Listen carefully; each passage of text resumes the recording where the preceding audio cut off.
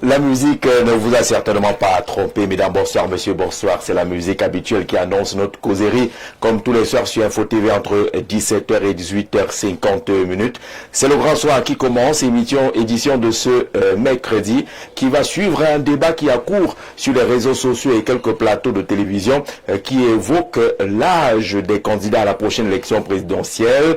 Il y a même une tendance de plus en plus répandue qui appelle à une mobilisation pour dire non à ceux qui ont à partir de 60 ans à cette course au fauteuil présidentiel. Pas de 60 ans, pas de 70 ans, pas de 80, pas de 90, dit cette nouvelle tendance qui prend de plus en plus de l'espace. Nous également, on va suivre cette tendance pour échanger avec nos invités ce soir sur l'âge des candidats et sur la longévité au pouvoir. Finalement, est-ce que c'est un débat pertinent ou simple diversion à l'approche de l'élection présidentielle au moment où sont attendus les projets, les propositions, les objectifs des uns et des autres pour, dit-on, améliorer les conditions de vie des Camerounais, ramener le dossier sur l'âge maximal ou l'âge minimal à cette course au fauteuil présidentiel? Est-ce que c'est fondamentalement pertinent? Nos invités sont déjà installés, du moins certains. Le plus connu, c'est Benoît Feu-Dieu,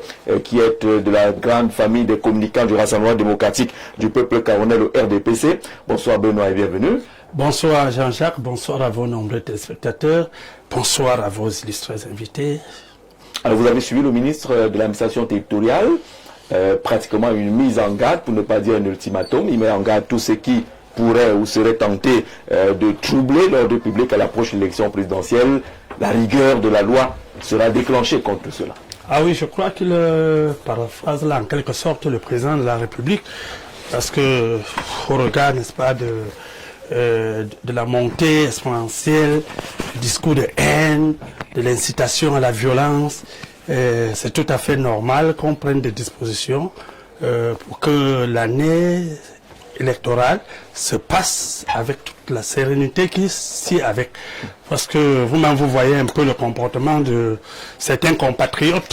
Ils ont tendance à croire qu'après l'élection de 2025, la vie va s'arrêter. Or, ce n'est qu'une élection. Et il vaudrait mieux, n'est-ce pas, l'aborder en toute sérénité et en garantissant la sécurité des biens et des personnes. Est-ce que c'est la bonne méthode, s'asseoir devant la presse et parler comme un commandant, comme un général va-t-en-guerre?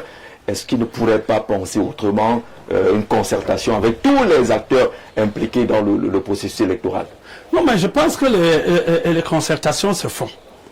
Les concertations se font. Et j'ai l'habitude de penser que le ministre de l'administration territoriale, ce n'est pas le ministre des Relations extérieures qui doit user de trop de diplomatie pour faire son travail.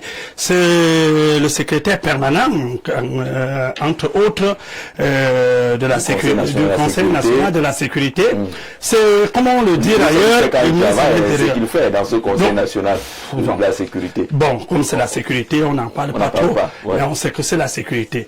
Alors donc, c'est le ministre de l'administration territoriale. Je crois que quand il faut veiller à la sécurité du territoire, des personnes, je ne pense pas qu'il y a trop de gants à mettre pour y faire. Et il s'adresse, et je pense que... Est-ce n'en fait pas un peu trop, au point où beaucoup pensent que c'est un peu dénigrant pour les acteurs politiques, sa façon de parler? Je ne pense pas. Et vous allez voir que ceux qui pensent que c'est dénigrant, ceux qui critiquent trop le ministre Atangadji, ce sont ceux-là même qui tiennent généralement des discours de provocation. Parce que vous pouvez bien dire qu'il a un langage, je ne sais pas comment on pourrait appeler, un langage provocateur, mais quand vous voyez aussi la réaction de certains acteurs, vous avez tendance à croire que c'est franchement la réponse, n'est-ce pas, comme on a l'habitude de dire, du berger à la bergère. Oui. Quand vous avez quelqu'un qui va vous dire que voilà 2025 qui arrive, il situe 2025 comme la fin du monde, qui vous dit, bon, voilà, quand ça va pas, on va tout faire ceci, et bon, on va mourir, et les autres vont rester tenir le Cameroun. Je crois que quand un leader politique tient ce langage, c'est une manière d'amener ses partisans à un style de violence. C'est-à-dire, on n'a même pas encore abordé l'élection, on ne sait même pas comment elle va se passer, mais quelqu'un vous prépare déjà la pré-élection, vous dit déjà, on va faire ceci, on va faire cela. Moi, je pense que ce sont des procès d'intention, mais au-delà de ces procès d'intention, ce sont des actes de provocation que, face à des dérapages pareils, vraiment, on peut facilement comprendre aussi pourquoi, en face, on prend un autre ton.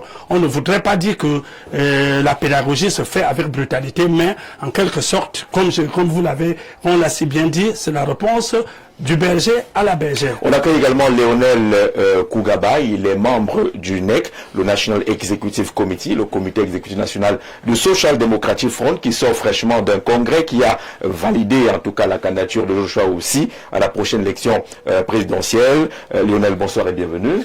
Bonsoir Jean-Jacques, bonsoir à mon frère Benoît, bonsoir à mes autres co-panélistes, bonsoir à nos millions de téléspectateurs qui nous regardent de par le monde. C'est toujours un plaisir d'être sur Info TV pour parler des choses qui concernent notre pays.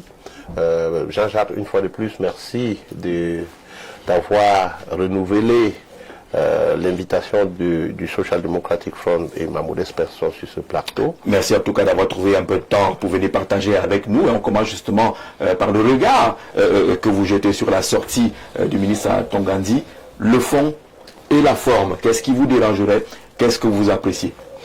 Moi, je crois que dans le fond, le ministre Tongandi est en train de faire son travail. C'est la forme qui dérange. La manière de pouvoir aborder le problème ou ce qui est en train de se passer.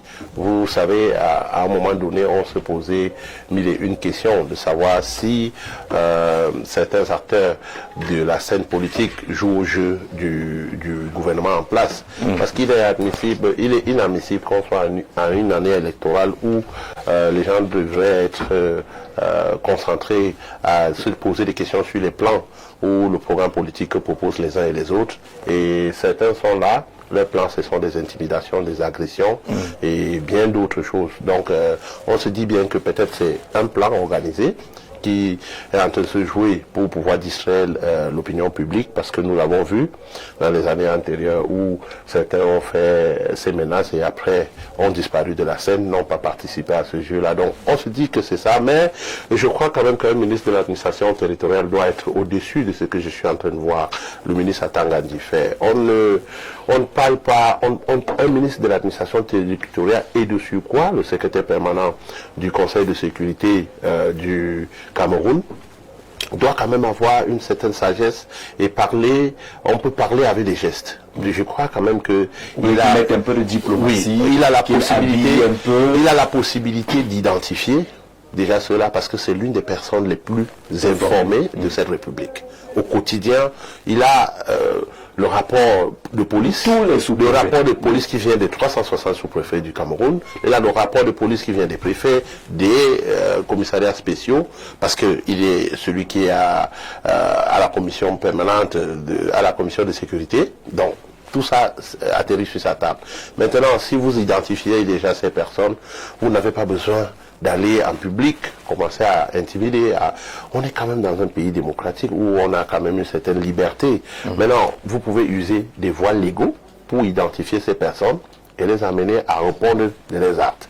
Si on ne le fait pas, on généralise. Il est dans la dissuasion. La dissuasion, comme je vous ai dit tout à l'heure, ça peut être un plan pour pouvoir distraire l'opinion publique. Vous savez, ça fait longtemps qu'on n'a pas eu un grand buzz, donc il fallait bien que ça ne manque pas le buzz. Il y a quand même eu la farine sur un ministre. Oui, mais la farine sur un ministre, ça va toujours dans la même ligne. Vous voyez, c'est toujours la même ligne. Je crois que la ligne de diversion et de buzz. Et aussi de l'interpellation du ministre. Parce que lorsqu'il fait cette interpellation, je crois que ceux qui ont versé la farine sur le ministre sont plus impliqués, ils sont plus interpellés dans ça, parce que c'est leur rôle et c'est leur travail au quotidien. Vous confirmez que le SDF se veut modéré, n'est pas va en guerre. D'ailleurs, vous l'avez dit pendant ce congrès, même en termes de coalition, s'il faut envisager une coalition, vous vous rapprocherez de ceux des partis politiques qui ne sont pas extrémistes. Bien sûr.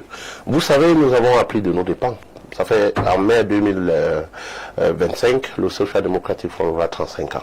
Et 35 ans sur la scène politique, c'est une maturité. 35 ans d'élection, c'est de savoir vraiment ce qu'on veut. Et nous avons, à un moment donné, fait face à beaucoup de trahisons, à beaucoup de choses sur la scène politique.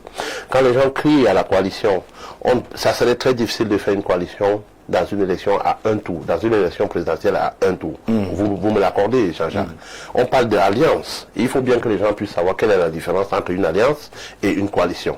Lorsque vous ne connaissez pas les forces de vos confrères ou des autres partis politiques, il est très difficile pour vous de parler d'une coalition. Et lorsqu'on parle de la coalition, c'est pour en sortir avec un gouvernement.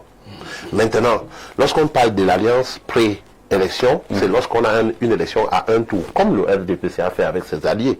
Vous connaissez les alliés du RDPC, c'est l'alliance. Maintenant, il faut bien qu'on s'identifie dans ce qu'on est en train de faire. On ne peut pas être un parti de gauche, on va faire une alliance avec un parti de droite. Qu'est-ce qu'on va discuter d'extrême droite? Qu'est-ce qu'on va discuter dans cette alliance-là? Est-ce qu'on va s'entendre? On va déjà commencer avec l'opposition en interne dans l'alliance et ensuite les gens ne vont pas nous comprendre.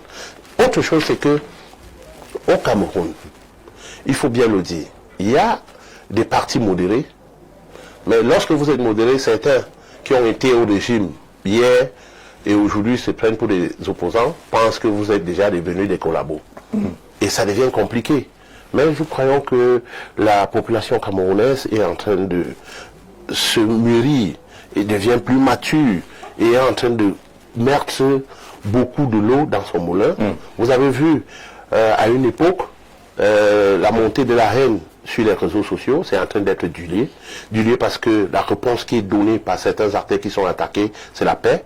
C'est l'embrassade de ces personnes-là. Et certains ont compris à un moment donné qu'il fallait absolument se parler. Et Jean-Jacques, vous avez vu le nombre de candidats déclarés à la présidentielle, des présidents des partis politiques qui étaient au congrès du Social Democratic Front le 1er mars 2025. Cela signifie déjà qu'il y a une ouverture, il y a une possibilité de collaboration.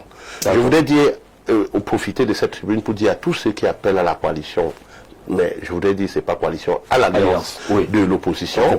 Il faut bien attendre que ceux qui se sont déclarés puissent se mouvoir sur le terrain et aussi que le corps électoral, tant que le corps électoral n'est pas convoqué, rien ne peut être pris au sérieux. De façon concrète. Il faut absolument que les partis se mutualisent. Tous ces partis peuvent même aller aux élections. Jean-Jacques, on a besoin de 30 000 agents électoraux dans les bureaux de vote. Voilà ce qui tue le plus souvent l'opposition. Parce qu'ils se concentrent dans les zones urbaines et pensent que en gagnant à Douala, Yaoundé, Bafsamba, même à Limbe, ils vont gagner les élections. Et pourtant, nous avons une majorité de bureaux de vote qui sont contrôlés par les sous-préfets de M. Bia, qui sont contrôlés par les chefs de l'ECAM, qui sont les camarades de Benoît Fedieu, qui sont contrôlés par des enseignants qui sont ses camarades. Et vous voyez comment ça se perd. Donc, il y a un réel débat qu'il faut se focaliser sur ça. Le reste, vraiment, c'est la diversion. D'accord. Le moment venu, en tout cas, on abordera profondément la question. Les hommes politiques sont exprimés sur la sortie du ministre de l'administration territoriale au sujet des éventuels porteurs de troubles, ceux-là qui pourraient être attrapés par les serpents et les moulinex. Maintenant, parole au communicateur Rodrigue Adalbert Evina, qui est journaliste. Bonsoir et bienvenue. Merci, bonsoir Jean-Jacques. Bonsoir à mes illustres co-discutants.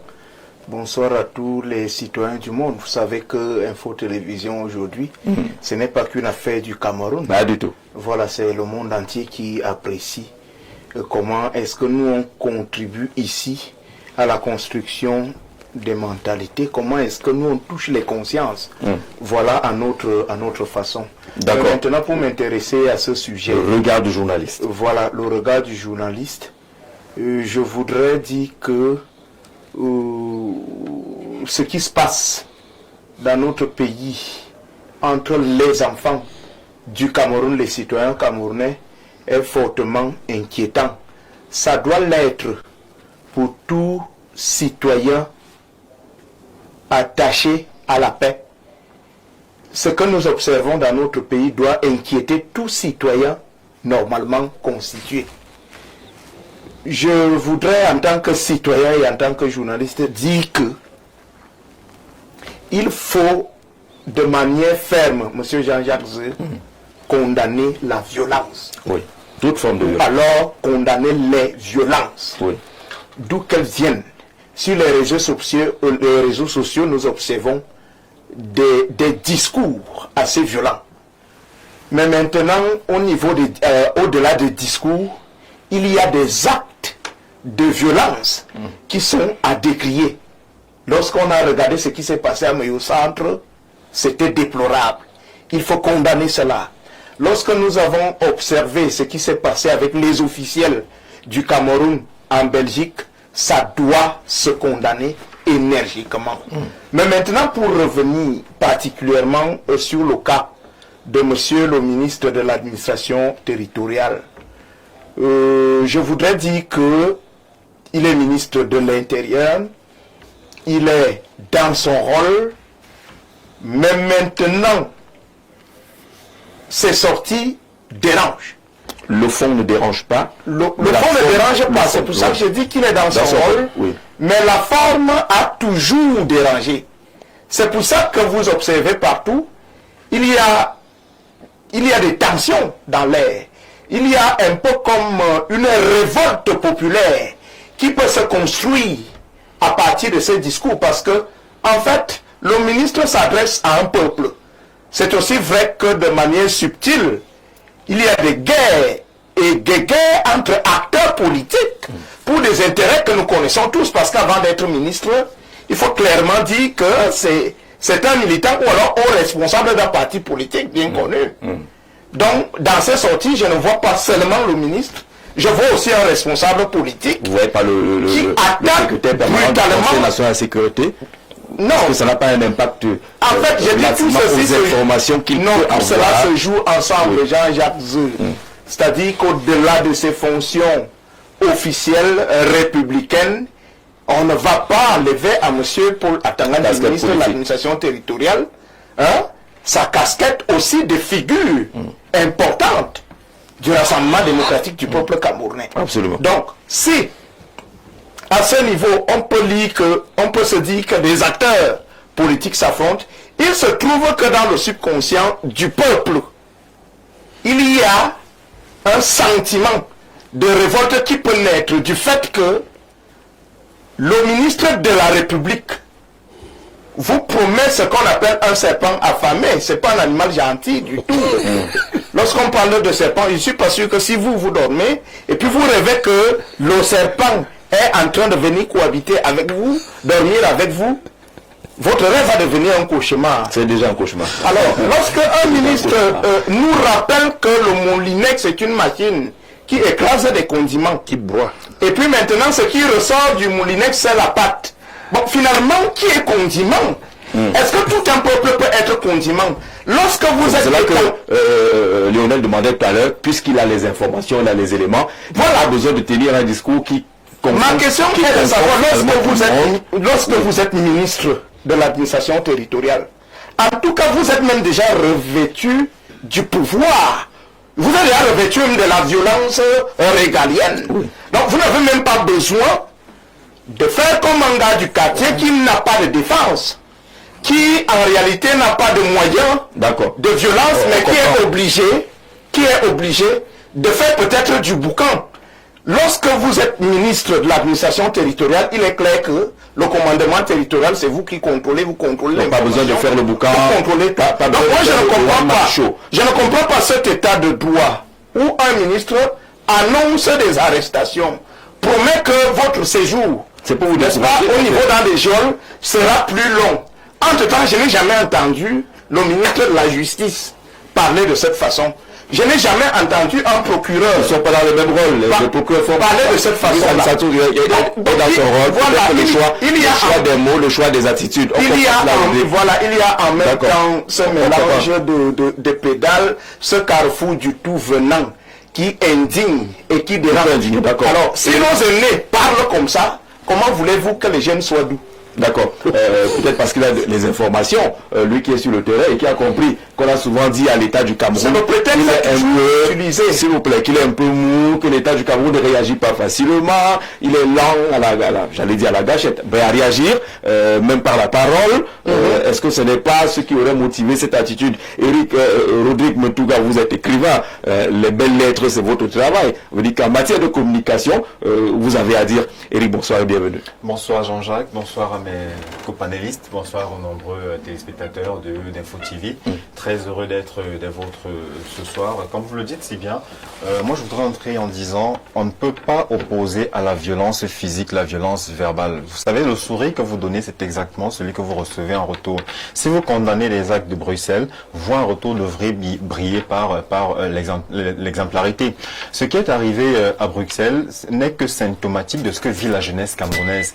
Vous ne pouvez pas briller par la menace incessante où à chaque fois, on est dans un pays où toute déclaration de manifestation publique est tout de suite annulée. Alors, restons sur l'attitude, le fond et la forme, la communication du MINAT. Oui, mais n'allons pas essayer de comprendre ce qui s'est passé de l'autre côté parce qu'on va aborder la question tout à l'heure, qu'on ne fasse pas amalgame. Restons sur le choix des mots, l'attitude du ministre des Administrations territoriales. Vous convenez avec moi que la sortie du MINAT n'est que tributaire à ce qui s'est vécu de l'autre côté. Voyez-vous, on ne peut pas continuer à accepter dans un pays comme le nôtre, dans un état de droit, comme le disait mon copanéliste, que des citoyens soient chosifiés. Parce que quand vous dites vous êtes le moulinex et d'autres sont des condiments, mais vous nous réduisez à quoi? Vous nous réduisez aux épices. Vous voyez un peu le mépris, c'est-à-dire c'est ce ton condescendant qui pousse les jeunes malheureusement. C'est qu'ils ne connaissent même pas bien les épices, parce qu'il y a les épices têtues. Et il y en a qui c'est cette condescendance qui malheureusement pousse les jeunes souvent à se rebeller d'une certaine manière. Vous voyez, quand vous voulez à tout prix museler des personnes qui souhaiteraient participer, qui souhaiteraient apporter leur pierre à l'édifice, à un moment donné, la violence ne peut être que leur seul recours. Voyez-vous, aujourd'hui, je suis très heureux du thème d'ailleurs que vous inscrivez à l'ordre du jour, parce que vous allez vous rendre très vite compte que le thème en réalité montre la place qui est accordée à la jeunesse dans notre pays. Quand on sait qu'on est jeune de 15 à 35 ans et que dans notre pays aujourd'hui aucun jeune ne peut être éligible à la fonction présidentielle, vous comprenez tout de suite qu'en réalité la jeunesse passe pour n'être que du bétail électoral. Ben oui, parce que comme on est éligible qu'à partir de 35 ans. 35 ans. Voilà, c'est 35 ans. Voilà, sachant qu'on est jeune de 15 à 35 ans. Donc aucun jeune Camerounais ne sera jamais. On va entrer dans le thème tout à l'heure. On va entrer dans le thème. Mais merci de l'annoncer entre les lignes. Merci d'être là. On attendra d'avoir le président Sila Soum, qui est politologue et leader d'un parti politique, pour avoir des avis différents là-dessus. Alors, affaire de Belgique, le ministre des Relations extérieures a convoqué l'ambassadeur de Belgique au Cameroun, comme les usages l'exigent, l'imposent en pareille circonstance, pour interroger la sécurité des personnalités camerounaises de l'autre côté. On peut avoir la photo qui a sanctionné justement ces échanges entre le jeune Belambela et son excellence Leroy, l'ambassadeur de Belgique. Il fallait bien que ça se passe ainsi. Bien évidemment, Monsieur Jean-Jacques, je crois que cette transition, elle est magnifique. Parce qu'effectivement, on vient de faire un tour de table là. Et vraisemblablement, la majorité a tenté de condamner la posture du MINAT. Oui. Bon, ne serait-ce que dans la forme. Mais quand vous voyez ce qui s'est passé en Belgique, quand vous essayez d'apprécier le comportement des compatriotes en Belgique, vous vous posez la question, comment est-ce qu'on réagit face aux personnes bien outillés comme ceux qu'on pense qui pouvaient être nos représentants dans la diaspora.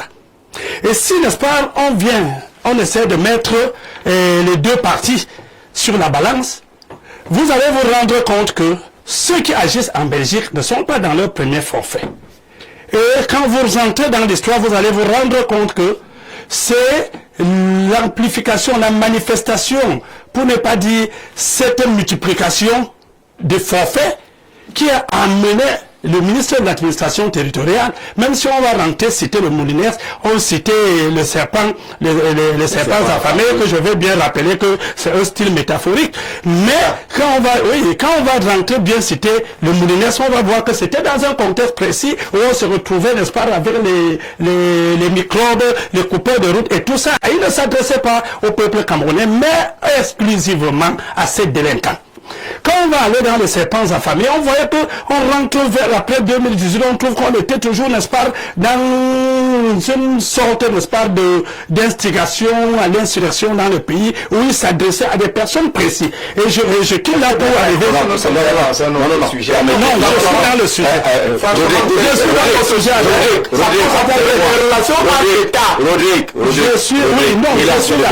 Je suis dans le sujet. Je suis dans le sujet pour dire que on se retrouve aujourd'hui en Belgique avec des compatriotes qui se comportent ainsi et ce n'est plus une surprise pour des Camerounais parce que on a eu autant de réactions comme ça. Maintenant, on y arrive au niveau du ministre des Relations extérieures. Effectivement, dans les usages diplomatiques, il est quand même surprenant que, n'est-ce pas, nos autorités à l'extérieur du pays ne bénéficient pas de la même sécurité que les autres bénéficient dans notre territoire. On se pose donc la question sur la réciprocité. Bon, pour se dire, bon, alors, qu'est-ce qu'il y a? Qu'est-ce qui ne marche pas?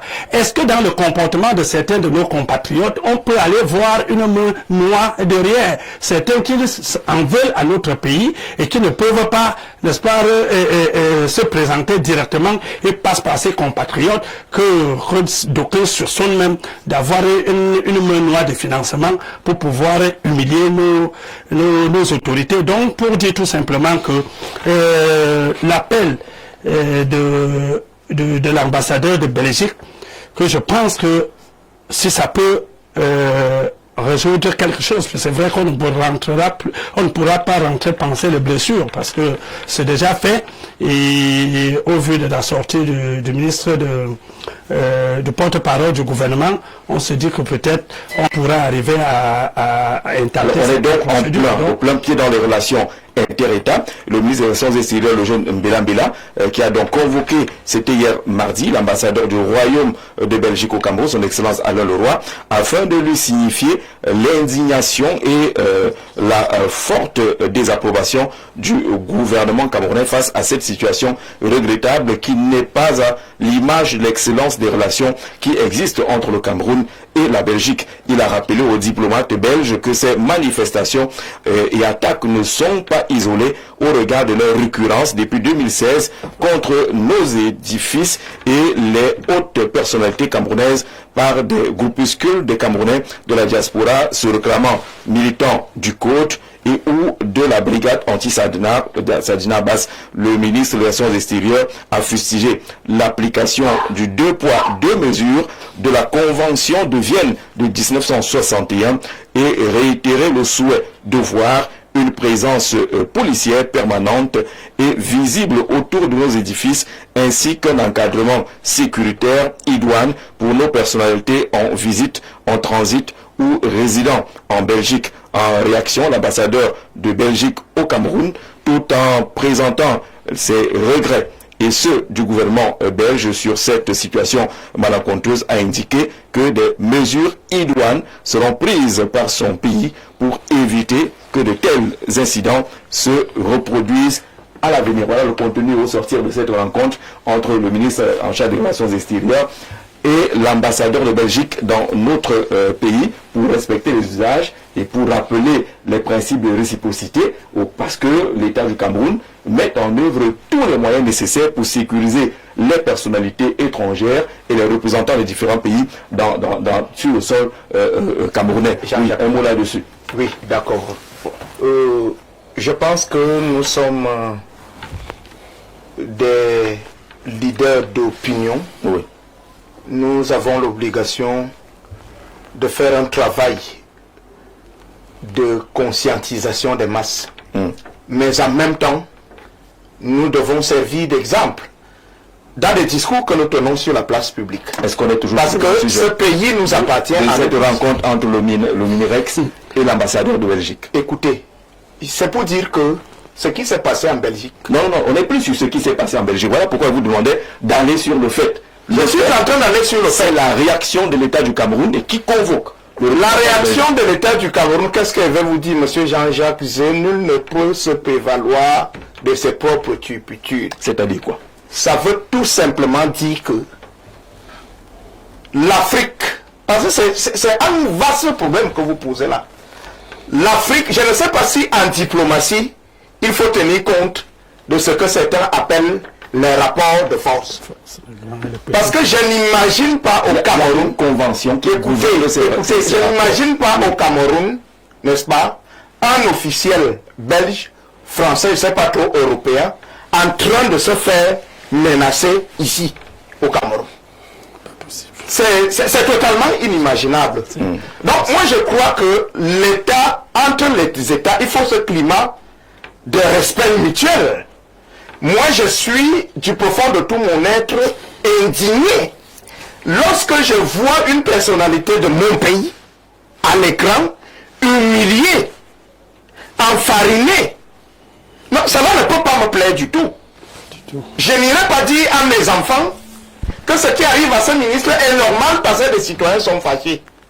Mais en même temps, quand nous regardons le complexe qui domine, la mentalité, pardonnez-moi de le dire, des Noirs, c'est-à-dire en Afrique ici, mais vous avez le sentiment que c'est le Noir lui-même qui encourage et soutient la domination des autres sur lui. Venez voir comment se comportent les autorités ici sur place. Moi, j'ai mené des enquêtes dans beaucoup de sociétés qui exploitent les richesses du Cameroun. Lorsque des enfants du Cameroun se plaignent que leurs droits en tant que travailleurs sont bafoués, mais je vous dis, dans les minutes qui suivent, c'est les commandants de brigade qui arrivent, c'est les commissaires qui arrivent, ils viennent violenter, brutaliser des citoyens qui se plaignent contre des Asiatiques, contre des Européens qui bafouent leurs droits de travailleurs. Vous voyez un tout petit peu. Vous parliez des médias hier, je vous ai regardé, mais moi j'ai vu une chaîne, voilà, faisant la promotion des comportements, des pratiques qui sont contraires à nos valeurs. Cette chaîne-là, on l'a grondée, on a fait semblant de sanctionner, et puis la sanction n'est même pas arrivée à terme, on a levé la sanction. Donc alors, est-ce que nous ne sommes pas dominés par le complexe des colonisés?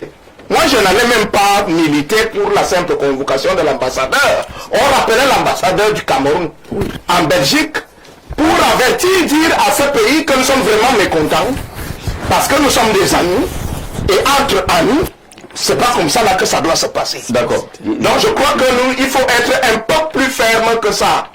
Parce que la pédale douce, d'accord, c'est aussi vrai que nous avons un président de la République dont le tempérament est connu. La diplomatie d'un pays aussi est fonction du tempérament de celui qui dirige. Le président de la République n'est pas... À un moment donné, il faut lever le ton. Bien, mais à un moment donné, il faut lever le ton. Il faut dire aux autres que vraiment, vous pouvez être les plus puissants au monde, vous pouvez... Mais si vous traitez avec nous, c'est pour des raisons que nous connaissons.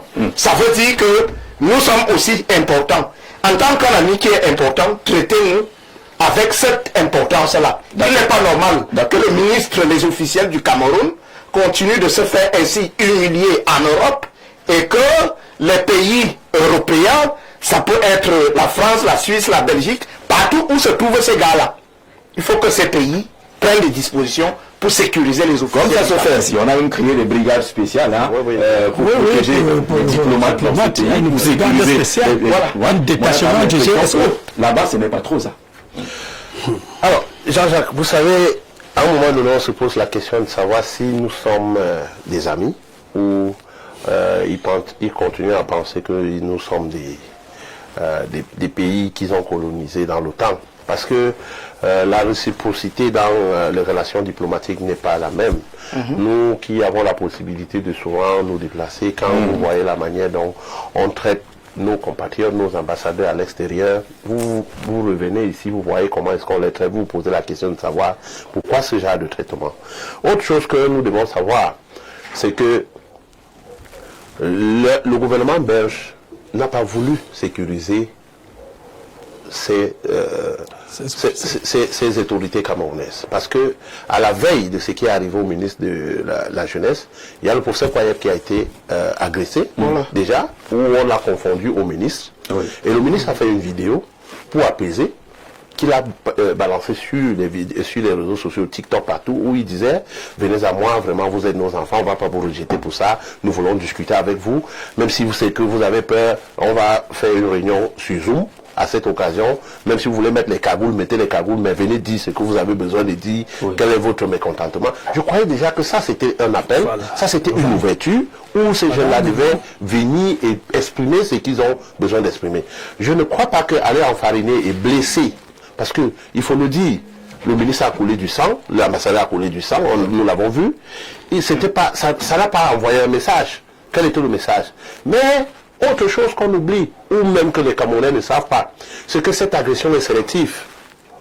Il y a les ministres, curieusement, il y a les ministres d'une certaine région qui ne sont jamais agressés lorsqu'ils sont à l'extérieur. Ils sont plutôt caressés, dans le sens du poil. Il y a des autorités qui y vont chaque fois, ils ne sont jamais agressés. Mais lorsque le président de la République, même si nous on est contre lui, on ne peut pas accepter que le président qui incarne les institutions d'un pays dont je suis membre et j'aspire à gouverner demain, soit humilié. Ça veut dire qu'on va me donner le même traitement. C'est mauvaise jurisprudence. On va me donner le même traitement.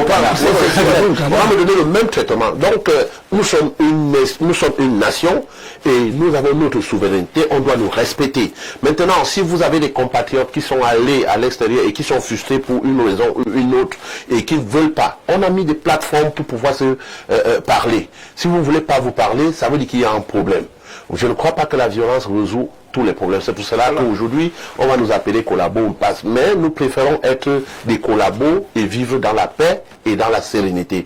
Parce que lorsque vous commencez à agresser une autorité, vous ne serez plus entendu. Tout ce que vous dites, même s'il est pertinent comment, vous ne serez plus entendu. Autre chose, c'est que nous avons des personnes dont leurs effigies ont toujours été utilisées dans où le nom a toujours été cité dans ces agressions-là, qui n'ont jamais condamné, qui n'ont jamais appelé au cessez-le-feu. Vraiment. Oui. Nous avons vu les artistes menacés. Ces artistes étaient obligés d'aller faire allégeance à une autorité politique pour qu'on leur donne le laisser-passer sur la place publique à Nero. Et ils sont allés prester. Vous comprenez que ça devient le chantage sur la scène politique, mais on ne peut pas accepter ça. Nous sommes dans une modernité où la liberté d'expression, la liberté d'appartenir et la liberté de se mouvoir est les choses primordiales pour nous. Si des individus qui n'ont pas la capacité d'exprimer quel est leur problème, vous croyez que nous là, on n'est pas capable d'aller s'exprimer en Europe, on est sur les plateaux de télévision, chaque jour on se bagarre avec Benoît Dieu et bien les autres, mais on ne s'enfarine pas, on ne se bagarre pas. Vous avez vu les autres même à vouloir aller au coup, mais ils se sont ressaisis. Vous ne parlez pas, vous allez enfariner les gens. Qu'est-ce que ça veut dire, enfariner? Donnez donc la raison pourquoi est-ce que vous avez enfariné le ministre. Quelle est la solution? Qu'est-ce que vous avez obtenu après l'avoir enfariné? Vous l'avez humilié, oui, il rentre, il est encore ministre au Cameroun. Le Cameroun a été humilié, c'est passé à Mondo Vision. C'est fini déjà. On est capable de payer Google pour qu'on fasse les vidéos et les photos pour que personne ne puisse plus entendre parler de ça. Et le gouvernement a les moyens pour le faire.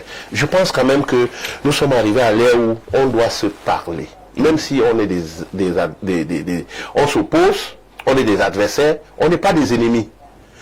Voilà le lieu où le ministre de la Jeunesse a créé pour que les jeunes de la diaspora puissent venir parler. S'ils ont peur de venir parler au Cameroun, dans la diaspora, je crois quand même que là-bas, ils ont une liberté. S'ils peuvent aller et revenir. Un ministre de la République arrive dans un pays comme la Belgique, organise un événement en présence de l'ambassadeur. Il n'y a pas de sécurité. Le premier jour, on agresse un employé de l'ambassade, le professeur Kwayeb. Le deuxième jour, on agresse le ministre et l'ambassadeur. Vraiment, il faut condamner ça. Et je pense pas que lorsque vous regardez où est située l'ambassade et la résidence de l'ambassadeur du Royaume de Belgique au Cameroun, vous ne pouvez pas y accéder n'importe comment. Vous ne pouvez même pas venir dans les périmètres. Et c'est la police camerounaise qui sécurise. Avait-on besoin que le ministre de la Jeunesse puisse voyager avec ses gardes du corps? Avait-on besoin? Je comprends donc pourquoi un certain ministre voyage avec leur garde du corps. Ils vont avec. On accueille ici la Soumbe. Monsieur le Président, bonsoir et bienvenue. Vous êtes là, Monsieur le Président. Merci Jean. C'est quoi les embouteillages? Je vais m'excuser, vous savez que le pays est plongé dans un délabrement économique, si désastreux que même son existence est menacée. Notre patrimoine routier peut témoigner, donc c'est l'une des raisons de mon retard ici. D'accord. Dans tous les cas, vous êtes arrivé, on va le dire, pendant qu'on aborde la question diplomatique. Le ministre des Relations extérieures du Cameroun a convoqué l'ambassadeur de Belgique pour échanger autour de ce qui s'est passé là-bas et l'absence de protection des autorités et des représentants du Cameroun de ce côté-là. Bien, M. Jean-Jacques disait, il faut savoir que d'abord, il faut regarder les conditions dans lesquelles ces relations diplomatiques entre États sont ficelées. On dit dans notre jargon que la main qui donne est celle qui domine. Il faut retenir que nos institutions sont mendiantes et corrompues parce que tout le temps ils vont quémander à l'extérieur, raison pour laquelle nous vivons ce mépris et ce manque de considération face à nos autorités parce que jusqu'à présent, après 60 ans, après les indépendances, ils n'arrivent pas à se réaliser dans leurs droits naturels ou dans leurs droits constitutionnels ou institutionnels, où tout le temps, ils sont en train d'aller à l'extérieur, faire des allégeances. Vous avez vu, je vais vous prendre à témoin le discours du président Macron, président français, qui s'adressait aux Africains. Et puis, certains présidents africains, à l'exemple d'Ibrahim Traoré. Et le Sénégal. Et le Sénégal, et le Cameroun, ne parle pas.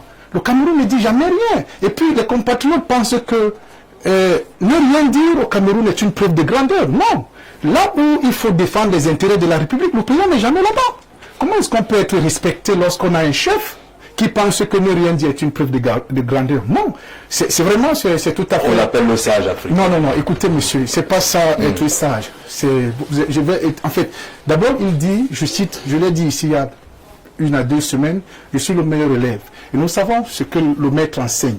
Donc, il ne peut pas être meilleur élève et se valoriser ou bien se revendiquer ou avoir une autre posture lorsqu'il se déclare meilleur élève. Ce que nos diplomates ou nos autorités vivent à l'étranger, ce n'est que les résultats de la relation diplomatique entre le Cameroun et ces États-là. La diplomatie est un peu absente, un peu passive. D'abord, il faut noter que le Cameroun n'est jamais présent à l'échelle internationale. On nous fait comprendre que nous sommes présents, mais nous ne sommes pas. Il y a des événements qui se passent en Afrique. Le Cameroun ne se prononce jamais. Nous vivons l'agression du Congo, là. Le Sud-Africain a envoyé les militaires. C'est une preuve de vérité que la diplomatie existe en Afrique du Sud. Mais que dit le Cameroun? Nous avons vu l'agression de Kadhafi. Le Cameroun n'a rien dit. Le Cameroun a sa méthode. Hein. Non mais écoutez, le Cameroun a sa méthode. Acceptons donc que le ministre soit humilié en Belgique. La Belgique aussi a sa méthode. Je dis peut-être. Peut-être. Oui. Moi aussi je dis peut-être. Sauf qu'il a été humilié par les citoyens camerounais en Belgique. Mais écoutez, les droits, la façon qu'on traite les humains, parce que ici la politique n'est pas axée sur les humains. La politique est axée sur la personne. C'est pour ça que... Mais la personne, la différence entre humain et personne, c'est quoi? Non, la personne, c'est le culte de personnalité. Ouais, au Sénégal, le président sénégalais a dit enlevez les photos. Enlevez toutes les photos, les effigies, mettez le drapeau du Sénégal. Nous sommes au service de la République. Pour le Parti républicain du peuple, l'enjeu, c'est la République. Lorsqu'il s'agit de la République, nous devons tous se sentir. Mais le président, c'est une institution républicaine. Le président, c'est une institution républicaine, c'est vrai. Mais les relations diplomatiques sont tissées par l'administration qui met sur pied. Si vous êtes élu aussi, vous ferez comme le président du Sénégal. Vous effacerez vos photos. Bien évidemment. D'accord. Bien évidemment. Et je m'arrangerai à ce que mes concitoyens soient respectés à l'extérieur. Quels sont les pays où le Cameroun... Par qui? Ils ont été agressés par les Camerounais. Non, non, non.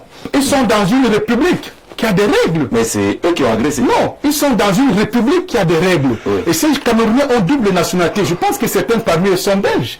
Maintenant, il faudrait que la République du Cameroun soit sérieuse, y compris ses chefs et ceux qui l'administrent.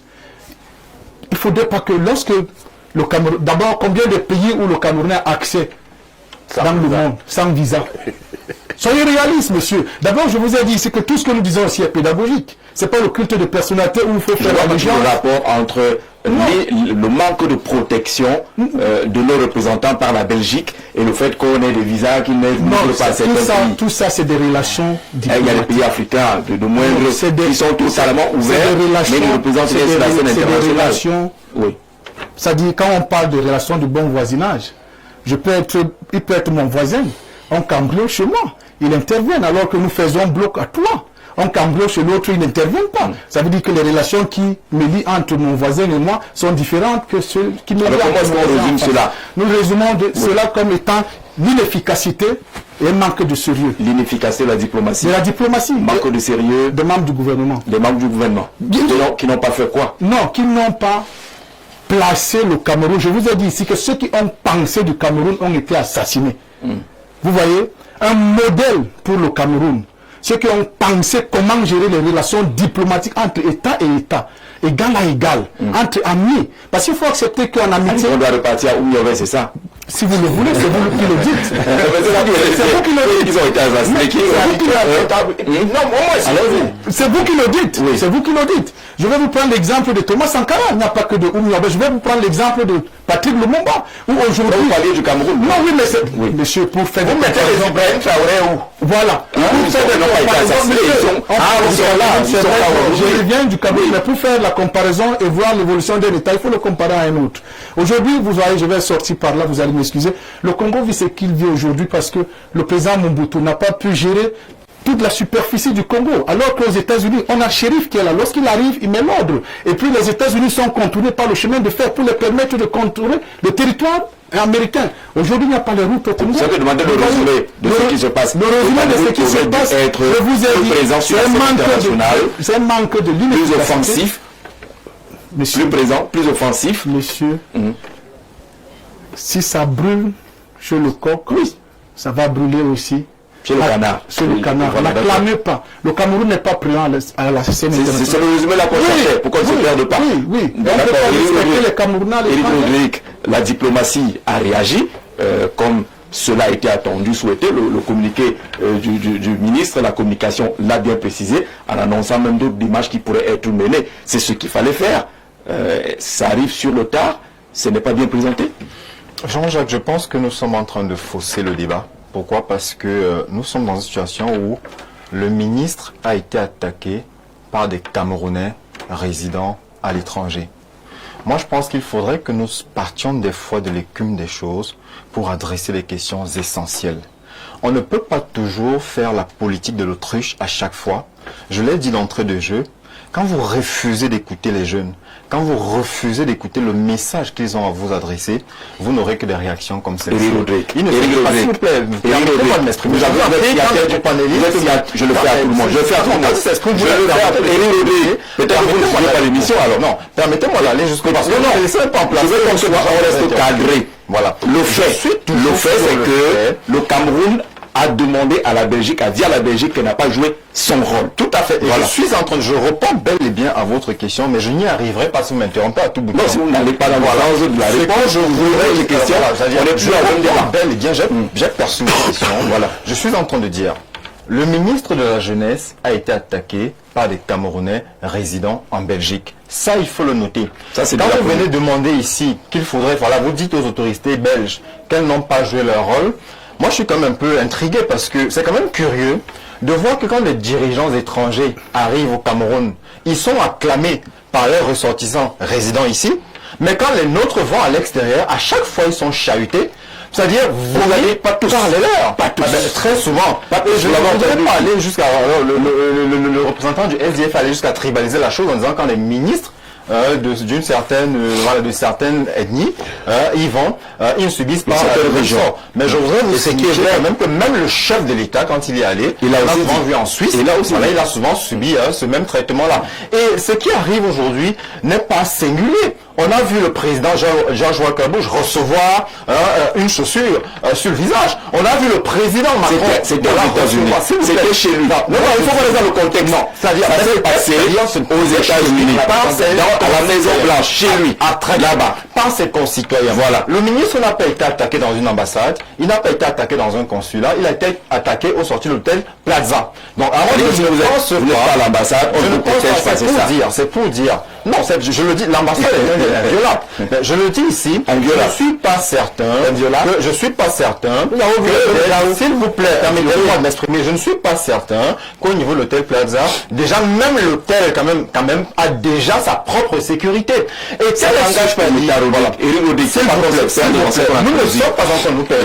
Je ne comprends pas quel est ce pays où à chaque fois, tandis qu'ailleurs nous voyons des ministres emprunter le métro sans aucune présence policière, aller vaquer à leurs occupations, que chez nous, on a toujours besoin d'une cohorte, sécuritaire. Mais vous vous protégez de qui? À un moment donné, si vous dites que vous êtes allé aux élections et que vous les avez remportées, pourquoi est-ce que vous avez besoin à chaque fois de cette protection? C'est pour ça que je vous dis... le chef déjà le mieux protégé au monde. Non, s'il vous plaît. Moi j'ai vu qui voyage avec toute sa sécurité.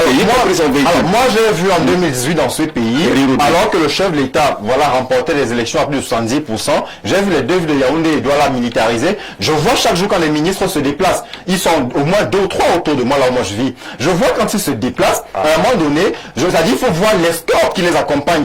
Pourquoi ne voudriez-vous pas? Excusez-moi, la démocratie ne s'accommode pas de la gabégie en réalité qui est symptomatique de la malgouvernance.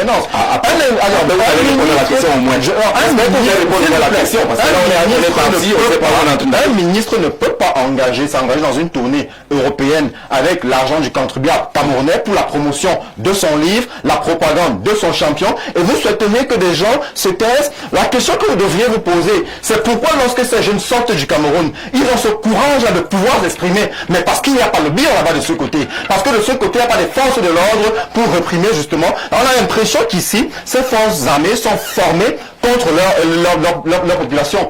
Des jeunes qui se sont exprimés de l'autre côté. Je ne fais pas l'apologie de la violence. Je ne suis pas en train de dire ici que ce qu'ils ont fait est à saluer, mais je voudrais qu'on se demande pourquoi est-ce que ces jeunes partent? Comment font-ils pour se retrouver là? Le ministre de la Jeunesse, parce qu'ils se sont attaqués à leur ministre, c'est-à-dire au ministre de la Jeunesse, quand il y va, est-ce qu'il se préoccupe des conditions de séjour de ses concitoyens? Au moment où nous assistons à la montée de l'extrême droite aujourd'hui en Occident, est-ce que quand ce ministre de la Jeunesse y va, il se demande si les jeunes qui y résident aujourd'hui, quand même, ne seraient pas menacés, peut-être d'un rapatriement, comme on le voit faire de l'autre côté comment il va se la voir de l'autre côté?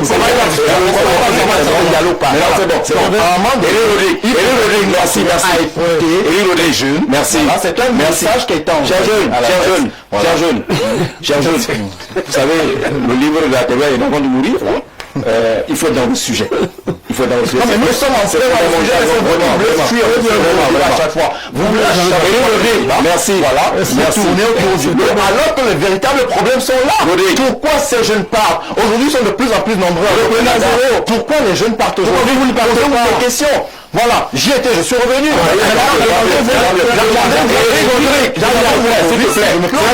Je vais poser la question. Le débat est sur de la diplomatie camerounaise. Il faut qu'on reste sur un aspect précis. Cette affaire des jeunes qui partent, on a fait au moins 4 émissions aussi. Pourquoi est-ce qu'ils partent? Pourquoi est-ce qu'ils partent? La question est s'il te plaît.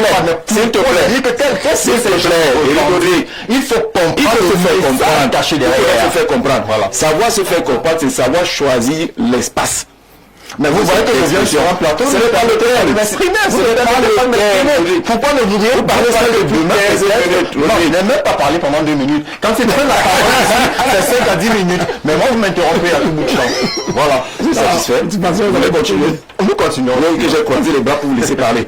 Parce que c'est la plus mauvaise façon de se faire entendre. Lorsqu'on est en mais quand vous me coupez, vous me parlez pas de je reviens au débat. Je reviens pour clôturer cette affaire-là. Je voudrais qu'on affiche la photo. Peut-être que vous n'avez pas vu la photo. Elle va nous rassurer un peu quand on revient sur le débat. La question de la diplomatie camerounaise, on a dit qu'elle est absente. Elle est faite et elle réagit tard. Il n'y a pas de proportion entre ce que nous réservons à nos amis de notre côté et ce qui nous est réservé de l'autre côté. C'était la question, Rodé. Oui, on va sortir de là. Oui, Jean-Jacques, je voudrais dire sans user de diplomatie que il faut que nous acceptions que la Belgique a fauté quelque part. Ils ont failli, n'est-ce pas, à la réciprocité en termes de sécurité qui doit exister entre les États. Et je crois que mon cher frère peut relire la convention de Vienne de 61. Oui, pour voir, n'est-ce pas, quelles sont les obligations des États. Et je voudrais également dire, il ne faudrait pas que nous disions quelque chose avec ces exemples près de nous. Au Cameroun, nous avons dit tous les officiels des pays amis qui arrivent ou qui résident sont protégés. Sont des rois même. Oui, ils sont protégés. Ils sont même ils sont protégés. Pourquoi? Parce qu'ils ont peur de quoi? Parce qu'ils ont aussi gagné. Parce qu'ils ont aussi légendaire. D'accord. Ils n'ont même pas. Alors, je crois qu'ils sont bien protégés. Ce n'est pas parce qu'ils ont gagné aussi à 70% chez eux. C'est parce que la convention nous y amène. Je voudrais également dire à mon frère qu'il essaie, n'est-ce pas, de faire une analyse qui ne tient pas. Ce n'est pas parce qu'on a dit qu'on est l'élève de X qu'on ne peut plus être protégé. Si vous entrez donc dans l'éducation, je crois que le meilleur enseignant, c'est celui qui protège mieux son élève. Donc, s'il faut aller dans cette logique pour dire les Camerounais sont chosifiés parce que le chef de l'État a dit à un temps être l'élève de X, c'est que c'est une démarche qui ne tient pas. Nous pensons tout simplement que nos compatriotes, loin de tout ce que notre cher frère jeune veut avancer ici, partout on trouve les mêmes problèmes. Ça, je ne pense pas que c'est ça le débat, parce que vous avez dit tout à l'heure que face à la violence, il faut opposer l'amour. Et je crois que le ministre en a fait preuve. On vous a rappelé tout à l'heure qu'à la veille, on a agressé le procès, croyant que c'était le ministre parce qu'il se ressemble. Après cette agression, le ministre a appelé à l'apaisement et a invité ses compatriotes de venir, même s'ils pourraient être cagoulés, pour pouvoir poser leurs problèmes. Vous venez tout simplement agresser. Et vous pensez donc que vous allez poser vos problèmes où? Est-ce que donc c'est par sorcellerie qu'on va résoudre vos problèmes? Qu'est-ce qu'on voulait à la fin? Vous voulez détruire tous les officiers camerounais, détruire le pays? Est-ce que c'est derrière ça que vous allez ce n'est pas tous les il faut le dire. C'est pas tous les autorités. 30 secondes. Voilà, c'est pas tous les que ce soit X ou Y, que c'est une autorité camerounaise, c'est le Cameroun qui est touché. Chacun doit jouer son rôle. Il y a une convention qui nous lie, qui impose, qui oblige les États à mettre en place ces mécanismes de sécurité. Ça n'a pas été fait, même si certains en arrivent à soupçonner qu'il y aurait peut-être eu des complicités là-dessus, parce qu'on ne peut pas comprendre qu'il y ait une première agression, entre guillemets, qui a loupé la cible, il peut ne prendre pas immédiatement des mesures de protection. Il y a notre ami Ernest Zambo, qui est journaliste événementialiste, fidèle téléspectateur des Faux TV et de Grand Soir qui nous salue, en s'interrogeant, une délégation officielle camerounaise sans sécurité, on se pose bien la question de savoir s'il n'y a pas eu une complicité quelque part. C'est des questions fondamentales qu'il va falloir se poser, tout en rappelant à Eric que les programmes sur que veulent les jeunes, que demandent-ils, sont multiples à tous les niveaux. Il y a même des jours spéciaux sur des programmes tous les matins réservés à l'entrepreneuriat jeune, la recherche de ci, la recherche de cela. Donc, gardez votre mal en patience. Lorsque la thématique va vous l'imposer, vous aurez l'occasion d'élaborer. Alors, je passe au thème principal de ce programme. Je passe. Voilà, on n'a pas de conclusion. Juste 2 secondes. Vous aurez à intervenir. Vous aurez à intervenir. Eric, je ne vous ai pas donné la parole. En 2 secondes. Je ne vous ai pas donné la parole. Je vous demande si vous ne respectez pas l'idée que je suis le modérateur, vous aurez des problèmes chez les jeunes, même pour trouver le travail. Voilà. On va faire. C'est pour te charrier un peu, toi que j'ai réussi à te dominer avec cette question-là. On va passer au thème, celui qui convoque les jeunes. Certains disent qu'ils ne veulent pas de plus de 60 ans candidat à l'élection présidentielle. Est-ce que c'est un débat pertinent ou on est toujours dans la diversion? C'est le sujet qui nous appelle maintenant. Vous verrez que d'une façon ou d'une autre, il y aura toujours un lien avec la première thématique. Alors, lorsque les jeunes sur les réseaux sociaux montent ce genre de mouvement, 0 soixantenaire, 0 septuagénaire, 0 octogénaire et consorts, est-ce que ça compte à l'heure actuelle? C'est une thématique très importante, Jean-Jacques, âge et longévité, Ouais. au pouvoir, aux affaires. La thématique est pertinente, mais elle est complexe parce que je pense que c'est un débat que vous pouvez organiser même pendant toute une semaine. On va prendre angle après angle parce qu'il va falloir poser le problème des compétences, des programmes politiques et autres. Mais seulement parce que il n'est pas prévu que ce débat se tienne pendant toute une semaine, on va s'exercer à donner quelques réponses. Alors, je pense que les républiques en Afrique, du point de vue de nos mentalités, un peu trop attachées aux habitudes et traditions ou traditionnelles, sont un peu déguisées en ce que je vais appeler des chefferies. Mais on met en avant la République. Dans les habitudes, malgré les lois, la Constitution et tout ce qui est là, mais dans la mentalité, ça veut dire que dans la façon d'être et de faire, nous avons tendance à se faire entourer des pratiques de nos traditions. Ce qui fait que de manière générale en Afrique, on a tendance à poser des actes qui sont de nature à nous assurer une certaine longévité au pouvoir. D'où, à gauche et à droite, on peut observer les changements, si vous voulez, les modifications des constitutions. Mais maintenant, l'autre problème aussi, c'est que l'Afrique se heurte à des temps modernes, à des exigences, en réalité, qui imposent des réalités un peu plus urgentes sur le plan du développement, des réalités un peu plus urgentes sur le plan de la démocratie que nous sommes allés importer. Parce que j'ai l'impression, en Afrique, que la démocratie que nous utilisons n'est pas une démocratie qui est pensée vraiment par nous-mêmes. Moi j'ai une expérience juste en 30 secondes. Selon nos valeurs. Nous étions en Chine et les membres du gouvernement chinois nous ont demandé si démocratie existe dans nos différentes langues maternelles. Ils nous ont dit que chez eux, ils comparent la démocratie à la chaussure. C'est-à-dire que tu ne porteras que la chaussure qui a ta pointure. Or, la démocratie qu'on a en Afrique, et c'est la taille chaussure des Occidentaux qu'ils sont venus nous donner. Voilà, c'est juste en 30 secondes. D'accord.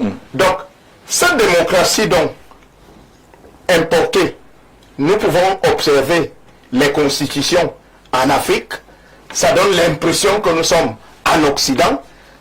Ça fait en sorte qu'on ne s'assume pas. On n'assume pas cette démocratie et on ne se montre pas capable de respecter ces règles.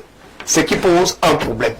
Et moi je dis que si nous avons adopté ce modèle démocratique comme étant le mieux pour la meilleure expression libre dans nos sociétés, du point de vue du développement et autres, nous devons pouvoir respecter les règles. Et là je réponds à votre question.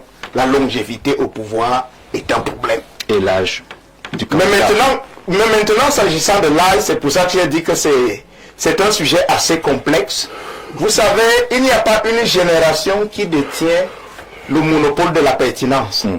Voyez-vous, les familles politiques, je voudrais parler des partis politiques, ont des programmes, je suppose, et ces programmes-là traduisent leur vision de la société.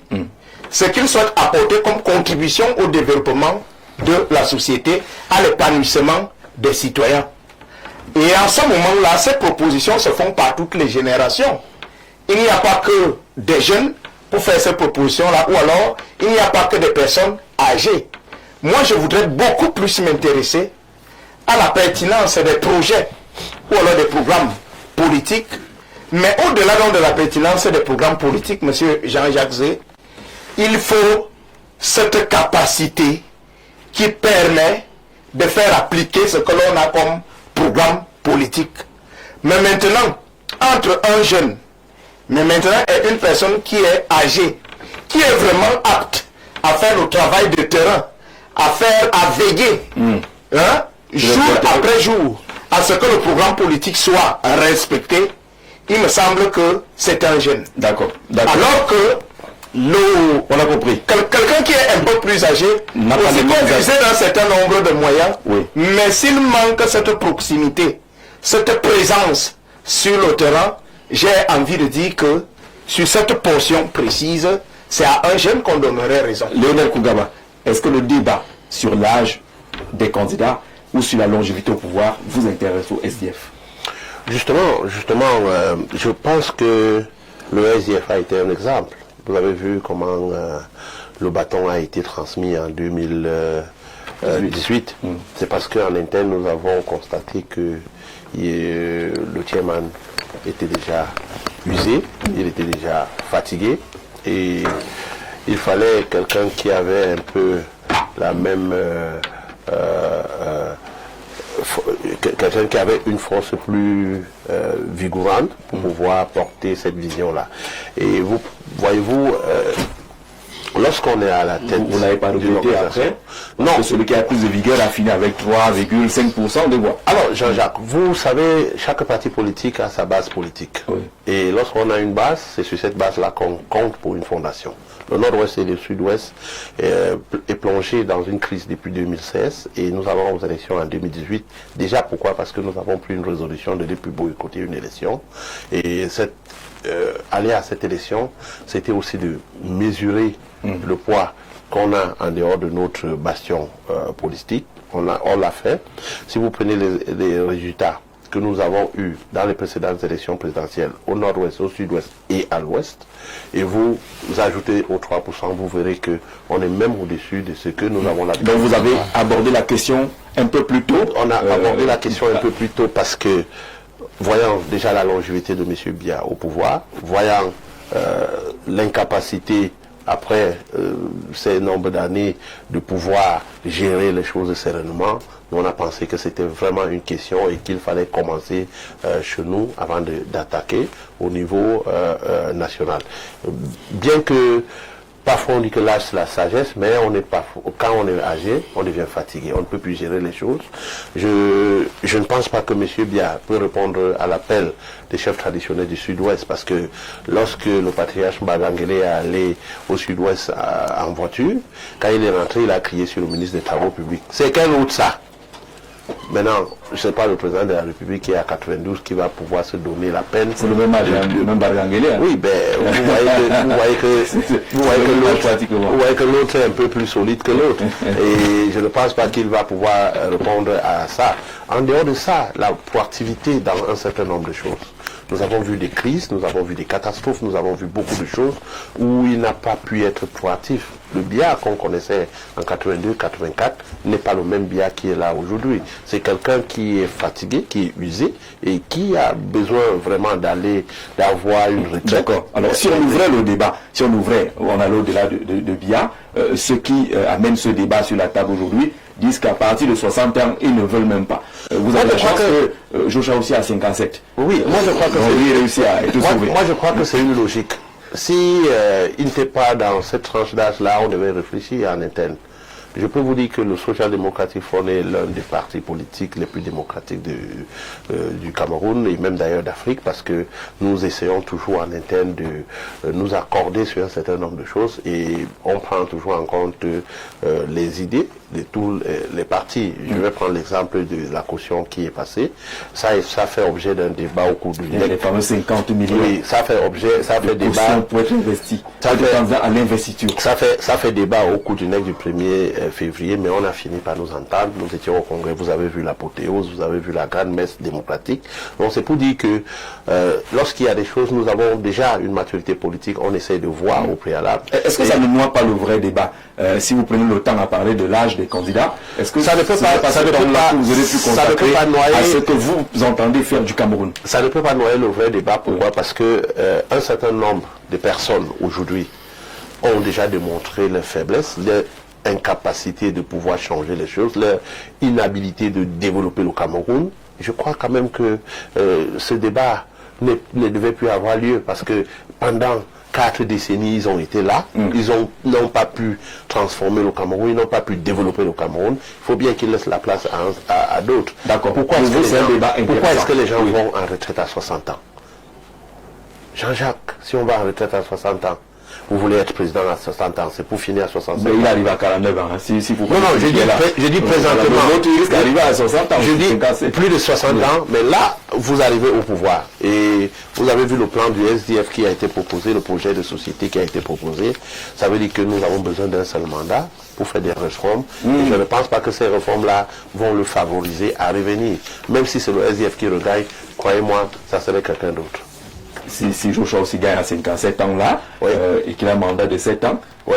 Il ne peut plus revenir. Oui, parce que nous avons proposé aux Camerounais 3 ans pour faire des réformes constitutionnelles. Et vous savez, lorsqu'on fait déjà les réformes constitutionnelles, ça veut dire qu'on peut également faire une élection anticipée. D'accord. Alors quand on prend justement cette fourchette de 60 ans et plus, ça veut dire que si on analyse les candidatures déjà annoncées, il n'y aura pas de Jean-Blaise Ngouette, il n'y aura pas d'Akeremouna, il n'y aura pas de Maurice Kamto, il n'y aura pas de ci ou ça. Est-ce que ça compte, ce débat? Déjà d'abord, il faut noter que moi j'ai 44 ans.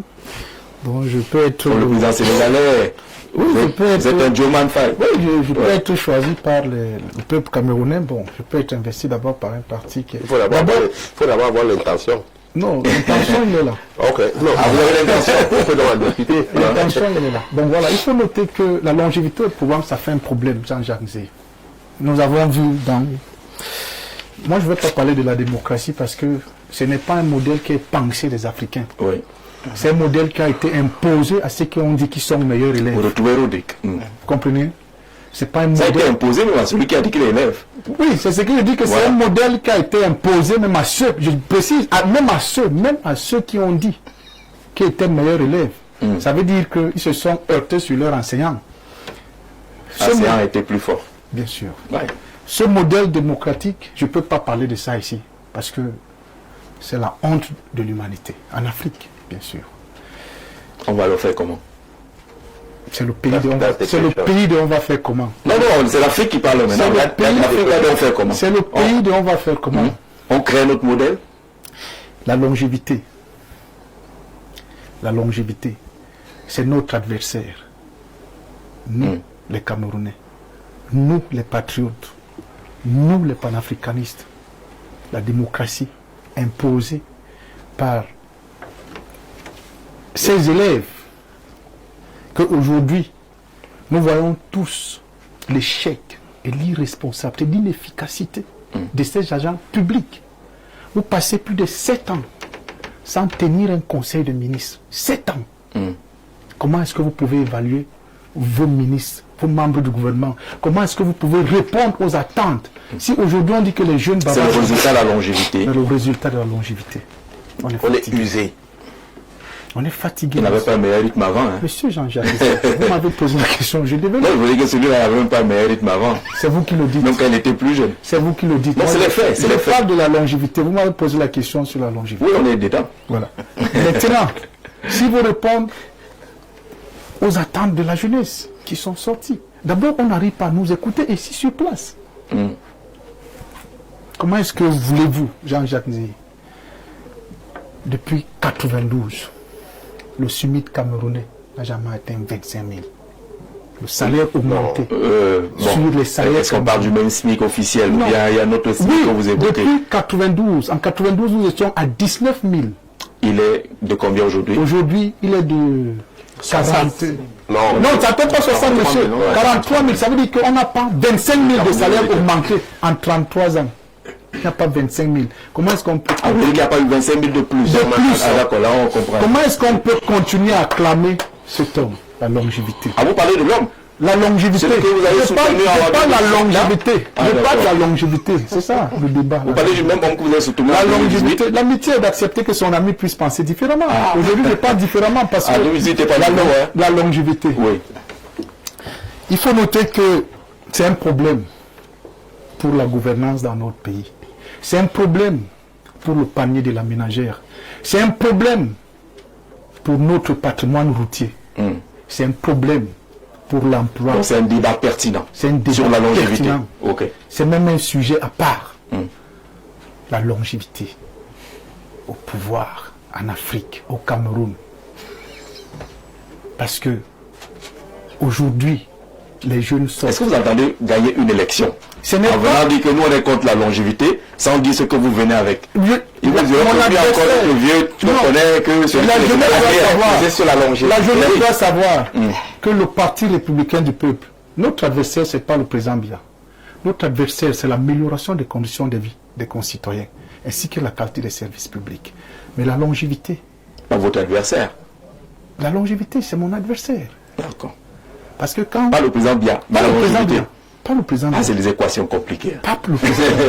Mais mon adversaire, c'est pas le président Biya. Mais c'est lui qui a mis long. Je parle de l'amélioration. Quand on a mis l'homme au pouvoir, monsieur Jean-Jacques Zé, beaucoup de choses vous échappent. On a 7 ans, on n'a pas tenu un conseil ministériel. Donc c'est bien. C'est la longévité. C'est une nouvelle philosophie.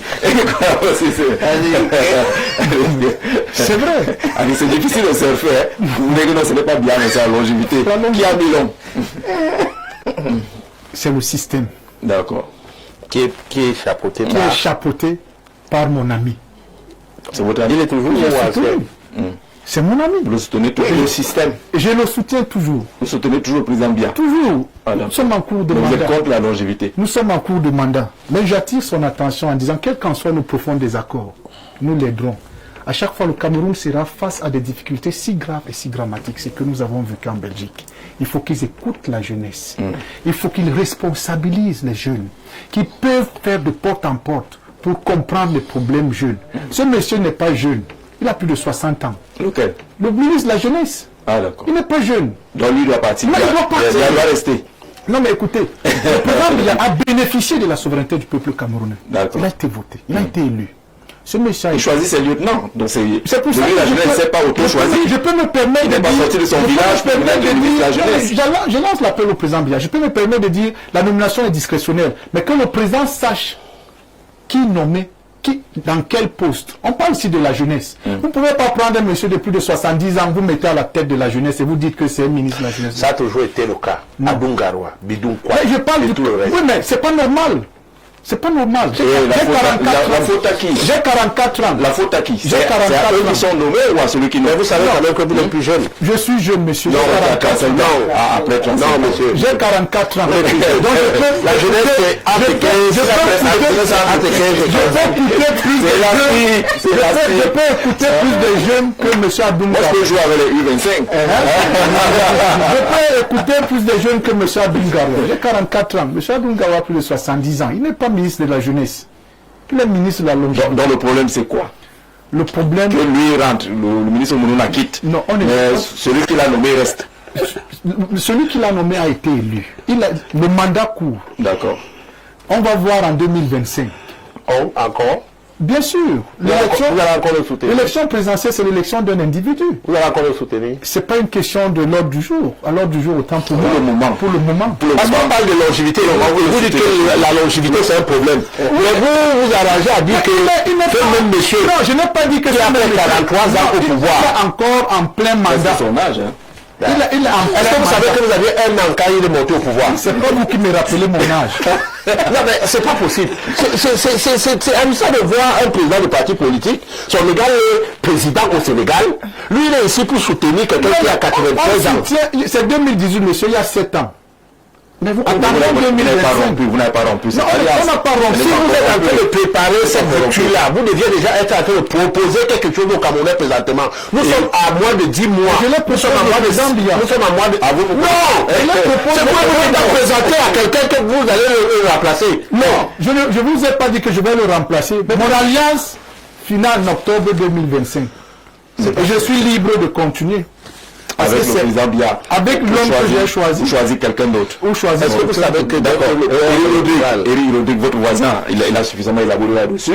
Mais la question reste posée. Est-ce qu'à l'heure actuelle, les Camerounais doivent être ouverts à un débat sur l'âge, tel est trop vieux, il ne doit pas, tel a trop fait, il ne doit pas, ou sur la longévité au pouvoir? Est-ce que ça compte dans l'offre politique que les Camerounais voudraient avoir pour choisir au moment venu? Moi, ce que j'aime sur votre thème, c'est la conjonction de coordination et. Ce que vous dites âge et longévité. Ça veut dire, ce qui pose problème n'est pas tant que ça l'âge, Voilà, même si tout à l'heure j'ai commencé à dire que notre constitution de fait excluait déjà la jeunesse, puisqu'il y a quand même un âge minimal aujourd'hui pour concourir. À ce niveau-là, effectivement, nous jeunes pourrions nous dire, nous sommes d'office exclus. Et une caution Voilà. très élevée. Là, il faut revoir les lois de l'âge, d'accord, à ce niveau. Mais maintenant, ceux qui voudraient faire de l'âge du chef de l'État un argument pour dire qu'il ne soit plus un potentiel compétiteur, j'aime leur rappeler quand même qu'au Cameroun, même si à 100 ans vous vous sentez capable de vous représenter, ou alors de vous présenter, de concourir, de compétir, vous avez ce droit-là. Donc du point de vue légal, oui. Aujourd'hui, le chef de l'État a bel et bien la possibilité de se représenter. Maintenant, le souci que nous avons est donc celui de sa longévité, non celui de son âge. Parce qu'en réalité, voyez-vous, j'ai du mal à comprendre que dans un État démocratique, une nation tout entière puisse dépendre d'un seul individu. Aussi providentiel soit-il, parce qu'en réalité, pour plus de 24 millions de citoyens que nous sommes, c'est à croire qu'il n'y a que lui et lui seul qui puisse présider aux destinées de ce pays. Mais attention, ce pays, c'est-à-dire cette problématique n'est pas propre au Cameroun, parce qu'on l'observe dans tous les États subsahariens. Dans la majeure partie des États négro-africains, même sur des États comme le Sénégal, le Ghana, semblent sortir de la mêlée. Voilà, voilà. Donc moi aujourd'hui, je dis, le souci avec la durée au pouvoir, c'est quoi? Vous savez, quand vous prenez, vous arrivez aux affaires, vous êtes tout frais, vous êtes virevoltant, vous avez le temps de contrôler l'action publique. Mais à un certain âge, vous ne pouvez plus. La preuve, l'opération Épervier au Cameroun, qu'en est-il? Aujourd'hui, on n'entend plus parler voilà, de tous ceux-là qui se sont rendus coupables de détournement de fonds publics. Mais lors des annonces... Est-ce que c'est sûr que ça échappe à celui-là, ou alors c'est l'action ou l'orientation qu'il a voulu donner? Alors, le président de parti tout à l'heure a dit en 7 ans déjà, si vous ne convoquez pas un conseil de ministres, comment est-ce que vous allez être au courant? Vous ne pouvez vous contenter que des rapports qui vous sont faits. Nous serions ravis aujourd'hui. Voyez-vous, en 7 ans, pour ne parler que de ce mandat, ceux qui sont à Douala, quand est-ce qu'ils voient les présidents? Quand vous allez dans les zones reculées, quand est-ce qu'ils voient les présidents? Et vous voyez aujourd'hui que la longévité au pouvoir, forcément, crée des foyers de tension, parce que le problème camerounais n'est pas celui de la démocratie, mais c'est celui du modèle démocratique que nous avons choisi. Parce que la monarchie constitutionnelle est une forme de démocratie. Il faut simplement se dire que l'alternance au pouvoir ne fait pas partie de nos mentalités. Pourquoi? Quand vous voyez d'ailleurs comment monsieur Biya la chefferie traditionnelle. Et effectivement, comment il dirige le Cameroun aujourd'hui, se conduit exactement comme un chef qui règne sur ces sujets.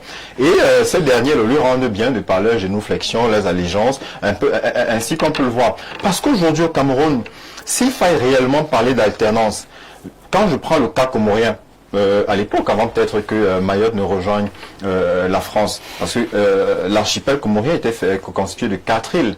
Ils ont trouvé un moyen d'alternance qui attribuait à chaque île un certain mandat, c'est-à-dire que si c'est en juin qui peut-être à ce mandat-ci, le mandat prochain va à Montroni et l'autre à Moélie, voyez-vous. Alors au Cameroun, avec face à la diversité ethnique, comment on fait? Parce que quand vous mettez du temps au pouvoir aussi, d'autres communautés se sentent exclues. À un moment, on a finalement l'impression, c'est pour ça que vous avez ce débat Betty Boulou, Bamileke, voilà, sur la toile. Parce qu'à un moment donné, d'autres se sentent exclus du jeu politique. Si vous mettez plus de 4 décennies et vous passez du temps à ne nommer aux affaires que vos frères, à un moment donné, c'est normal que... C'est arrivé à tribaliser beaucoup là. Pour aller à la tribalisation.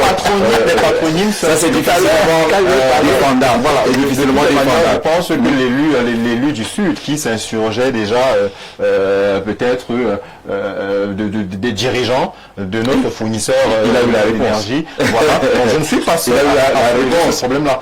Mais voyez-vous, quand vous mettez du temps aussi, c'est pas pour rien. Pour nous qui sommes dans le secteur privé, vous voyez aujourd'hui les grandes entreprises ont tendance à mettre un terme, à éviter les CDI et promouvoir plutôt les CDD. Parce qu'on estime qu'au bout d'un moment, non seulement vous n'êtes plus vraiment productif, mais vous ne pouvez plus innover. Vous ne pouvez plus apporter d'idées nouvelles. Alors la réponse c'est quoi? Alors la réponse, est-ce que ce n'est pas que les jeunes s'engagent parce qu'ils se plaignent à mettre en œuvre tous les mécanismes pour que ça change. Par exemple, en s'inscrivant sur les électorales, on va proposer un tableau tout à l'heure, le dernier pointage à Elecam, qui montre que les jeunes ne semblent pas trop se bousculer pour les inscriptions sur les listes électorales. Est-ce qu'ils attendent seulement des cadeaux ou alors ils ne peuvent pas mener une action? Les jeunes qui bousillent Cabral aujourd'hui sont nombreux. Les jeunes qui ne sont pas avec Joshua aussi sont également nombreux. Serge Espoir Matom a regardé un peu la grille qui présente les inscriptions sur les listes électorales. On voit que la tranche jeune est moins engagée que la tranche qu'on a appelée les hommes, c'est-à-dire qu'au-delà de 35 Mais vous voyez ans. encore quoi vous nous réduisez? Ça veut dire que le jeune ne peut être qu'électeur, parce qu'il n'est déjà pas éligible. C'est pour cela que j'ai dit tout à l'heure. Je ne vous le dis pas, c'est un indicateur. C'est un indicateur. Cela, c'est-à-dire que tout à l'heure, c'est-à-dire que ce soit la faute caution, Éric Rodrigue, que ce soit l'âge. le mécanisme de quoi? Comment faire pour changer les choses? S'il vous plaît. Comment faire pour changer 30 secondes. Alors, voilà, on lui a fait 30 secondes. Il a gentiment demandé les 30 secondes. Je vous permets. Éric, je voulais dire ceci. Si nous, jeunes, Oui. nous étions engagés Ah, vous êtes jeune. dans les élections, nous étions engagés au niveau local à promouvoir, à participer au jeu électoral. Nous devons avoir la majorité au Parlement parce que nous avons plus de 50% de la population changer les choses au Parlement. Et à partir du Parlement, on est capable de faire revoir l'âge de participation et même l'âge de participation aux élections et l'âge d'être candidat à la présidentielle. Vous savez, c'est sur ce schéma. Parce qu'on peut être député à 23 ans. Et à partir de l'Assemblée nationale, c'est donc mobilisé, était prêt à tout, justement pour ces jeunes-là. Alors, lorsque moi je parle du climat de méfiance au niveau du Cameroun, c'est pour dire tout simplement que tous les jeunes qui aspirent à gouverner doivent déjà faire preuve de bonne conduite au plan moral. Parce que vous ne pouvez pas attendre, tenez à gauche et à droite des casseroles compliquées et d'autres jeunes vont se mettre sur l'autel de votre ruse, n'est-ce pas, de votre traîtrise, hein, vont se mettre à la merci de votre extrême gourmandise financière. Si on se rend compte que vous n'avez jamais été capable j'ai envie de suivre son regard. d'être fidèle dans les petites choses. Alors comment voulez-vous que des jeunes se mobilisent pour un autre jeune? Donc je pense que, oui, je suis d'accord avec vous, on doit rester de se victimiser. Je crois qu'au Cameroun, il y a des jeunes qui sont des modèles et qui méritent d'être soutenus. Et ils peuvent être soutenus par des jeunes. Mais seulement, cela doit se faire dans un cadre d'engagement républicain pour que le rêve de la jeunesse à gérer les affaires de la nation puisse se réaliser. Il est clair que aucune personne ne prend le pouvoir pour le remettre comme ça. Et si même il remet le pouvoir, il va s'arranger à le remettre à quelqu'un qui va le protéger, qui l'aura façonné. Vous voyez un tout petit peu. C'est pas le voir bébé comme ça se dit au quartier. Et nous observons comme une espèce de solidarité générationnelle. Permettez-moi de le dire en quelques secondes. Naturel, la solidarité générationnelle. Solidarité générationnelle. Vous voyez le président de la République, vous voyez le DGSN, le président du Conseil économique et social, le ministre de la Justice, le ministre de la Jeunesse même, le président du Sénat. Vous voyez un peu le président de l'Assemblée nationale, c'est la même génération, et maintenant, d'autres pays, au lieu d'une transition générationnelle, on a plus de solidarité générationnelle. Je lis deux ou trois messages. Bonsoir, le grand soir. En ce qui concerne la longévité au pouvoir, il faudrait qu'on divise les pouvoirs en deux parties, une partie haute et une partie basse, un peu comme dans certains pays où il y a des démocrates et les républicains. Ceux qui seront dans les parties hautes ou basses feront les préliminaires, ainsi que nous aurons deux candidats qui se présenteront aux élections. Pas question d'âge pour aller aux élections. Le mandat devrait être déterminé en 2 ou 3 mandats, sans possibilité de représenter à nouveau. Bon, ça a déjà existé, on a changé tout cela. Bania Daniel, citoyen de Douala, pour cette participation. Ça, c'est le meilleur message. Jean-Jacques, tu attends un appel de Paul Biya. laisse les gens s'exprimer, même s'ils m'appellent, ils vont me refuser. Si un grand frère ou qui a les moyens m'appelle, qu'est-ce que je ne vais pas refuser? Non, il ne faut pas penser qu'il y a la guerre. Il n'y a pas la guerre. S'il m'appelle, je pars. Donc, comme toi-même tu as écrit là, s'il nous appelle message, je t'accompagne. Bonsoir journalisé, ainsi que tout ton panel, l'âge et la longévité ne sont pas en lui-même un problème, mais nous sommes tous d'accord qu'à un âge avancé et qu'on a travaillé pour longtemps, honnêtement, on finit par s'épuiser et les permanences baissent forcément et la longévité entraîne le laxisme et le manque d'innovation, surtout quand on a tendance à faire avec les mêmes qui, au lieu de penser ou bien être des populations, se soucient de leurs intérêts égoïstes en essayant de tout faire pour maintenir celui-là qui a déjà tout donné et pourtant déjà fatigué. Tachi Pierre qui envoie également sa contribution au débat. Alors, on dit pourquoi le lui n'est pas. Bonsoir à tous. Merci de nous édifier tous les soirs, comme vous le faites quotidiennement. Beaucoup de courage, Michael. Quand le Premier ministre français sous Hollande venait en Italie dans un hôtel que je connaissais, il était protégé par la police italienne devant la porte de sa chambre. Pourquoi il ne s'exprime pas contre les autorités de leur pays de résidence? Là, c'est motus et bouche cousue. Pourquoi Rodrigue lui-même ne parle pas? Rodrigue, c'est là qu'il est parti, il est revenu. Il est parti, il est revenu. Oui. Il est parti, il est revenu. Il écrit maintenant des magnifiques livres. Il faut lire ces livres. Et comme Charles Ateba, il me disait, les livres rendent riches. Alors, est-ce que ce n'est pas parce qu'on n'a pas préparé les jeunes à la vie politique? Lorsque nous observons nos lycées aujourd'hui, les clubs ont disparu, qui formaient les leaders, les présidents de coopératives. C'est chacun qui choisit la personne qui peut faciliter son activité. Ce n'est plus les leaders comme à notre époque. Les délégués à l'université, ce n'est plus pareil. Il faut parfois montrer une carte de visite, une carte d'appartenance pour être délégué. Est-ce qu'on n'est pas en train de tuer les moules de fabrication des leaders au point où quand on arrive aujourd'hui à 35 ans, on vous demande où sont les leaders? Ils veulent être conseillers municipaux jeunes, sénateurs jeunes et autres. Oui, Jean-Jacques, avant de répondre à votre question, vous allez me permettre. C'est une bonne technique. Vous allez me permettre de me lancer aussi à cet exercice que les co-discutants qu'est-ce qu'il nous reste comme temps? ont dû animer pendant quelques minutes. Et vous observiez l'âge gentiment, et longévité. Oui. Et je voudrais dire, je ne veux pas dire comme les autres que la BVT ou encore la jeunesse ne saurait être un programme politique. Mais je vais tout simplement dire l'âge et longévité. Ça, c'est une question, comme a dit tout à l'heure Rodrigue, qui ne peut pas se répondre de façon péremptoire. Parce que ça dépend. Je dirais, je vais vous surprendre, peut-être vous attendez que je vous dise que non, l'âge est une...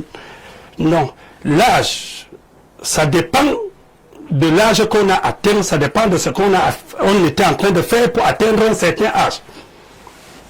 Pour qu'il devienne, n'est-ce pas, pour que ça entre dans un débat pertinent. C'est-à-dire, si vous avez l'âge, que vous vous êtes levé un matin, peut-être vous étiez en train de faire ci ou ça, et que vous pensez que c'est quand vous avez déjà l'âge que vous allez commencer, vous allez chercher le pouvoir, ça pourrait faire problème.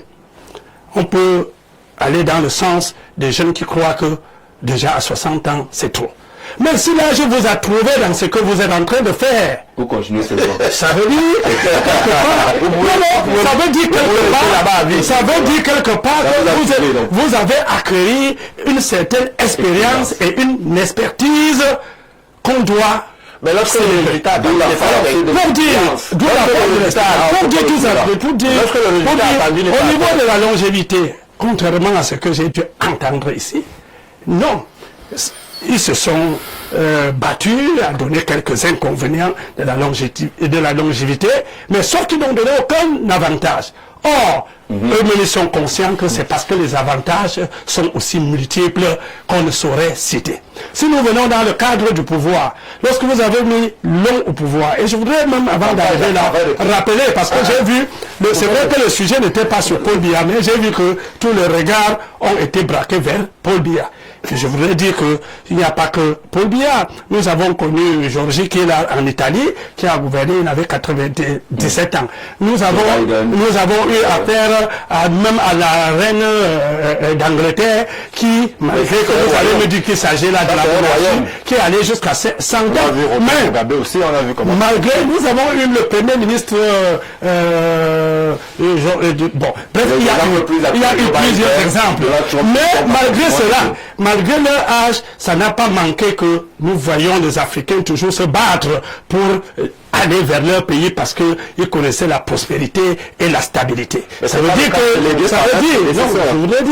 voudrait dire que, contrairement à ce qu'on pense qu'avec l'âge, on perd, n'est-ce pas, le rythme, on ne peut plus gérer les choses publiques, et c'est faux. Déjà, j'ai parlé tout à l'heure de la longévité qui donne l'expérience. Qui donne non seulement l'expérience, même la stabilité et la continuité des choses, des projets. Alors, lorsque vous avez engagé des projets et qu'il y a une stabilité et que vous pouvez continuer, vous bénéficiez, cela facilite le développement économique, social et culturel. Vous bénéficiez, j'ai dit tantôt, de l'expérience et de l'expertise parce que pour faire quoi? Autant que vous avez passé le pouvoir, vous avez, non, le résultat est là, tout ça entouré de résultats. Et je veux vous dire même que, même sur le sens résolutif et relationnel, vous avez des grands réseaux, vous êtes dans la relation et ça vous permet d'engager Moi, je veux vous dire, je le dis ceci, nous sommes dans le cadre du pouvoir, nous ne sommes pas dans le cadre de personnes. Le réseau au niveau du pouvoir, c'est un réseau inter-État. Ce n'est pas un réseau pour régler des problèmes. Donc, pour dire, vous avez la facilité, que ce soit, n'est-ce pas, d'obtenir des soutiens ou encore des partenariats d'autres à cause de votre... Oui. Vous avez même vraiment une vision plus éclairée. Vous connaissez la dette que vous avez été nous léguer en octobre 2025. Non, donc vous voyez que effectivement la vérité fait mal. Vous voyez que vous m'empêchez de parler. J'ai pris le temps. J'ai pris le temps, s'il vous plaît. J'ai pris le temps de vous laisser d'écouter tout le monde. Et moi donc je vous fais comprendre que on ne peut pas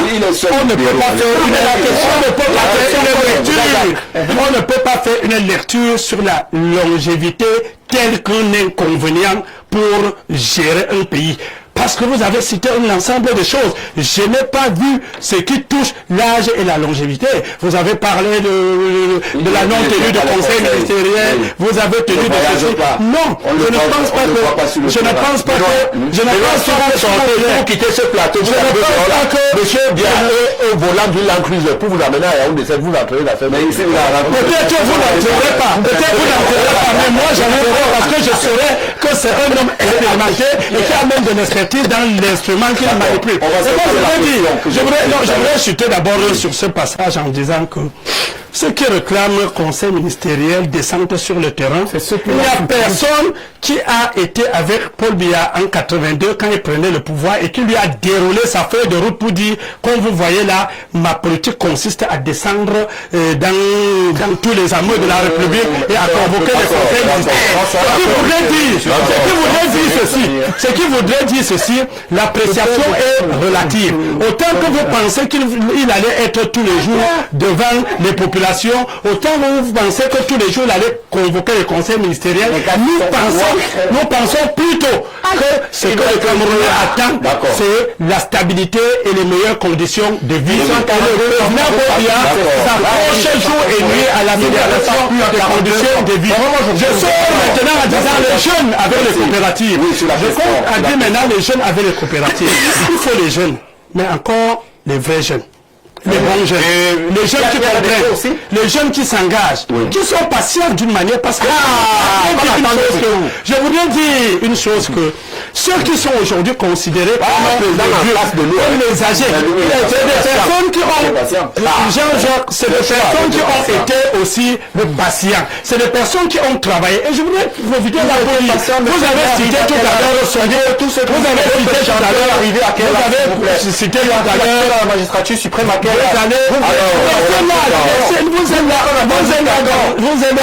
aussi dans une nostalgie qui ne vous aide pas.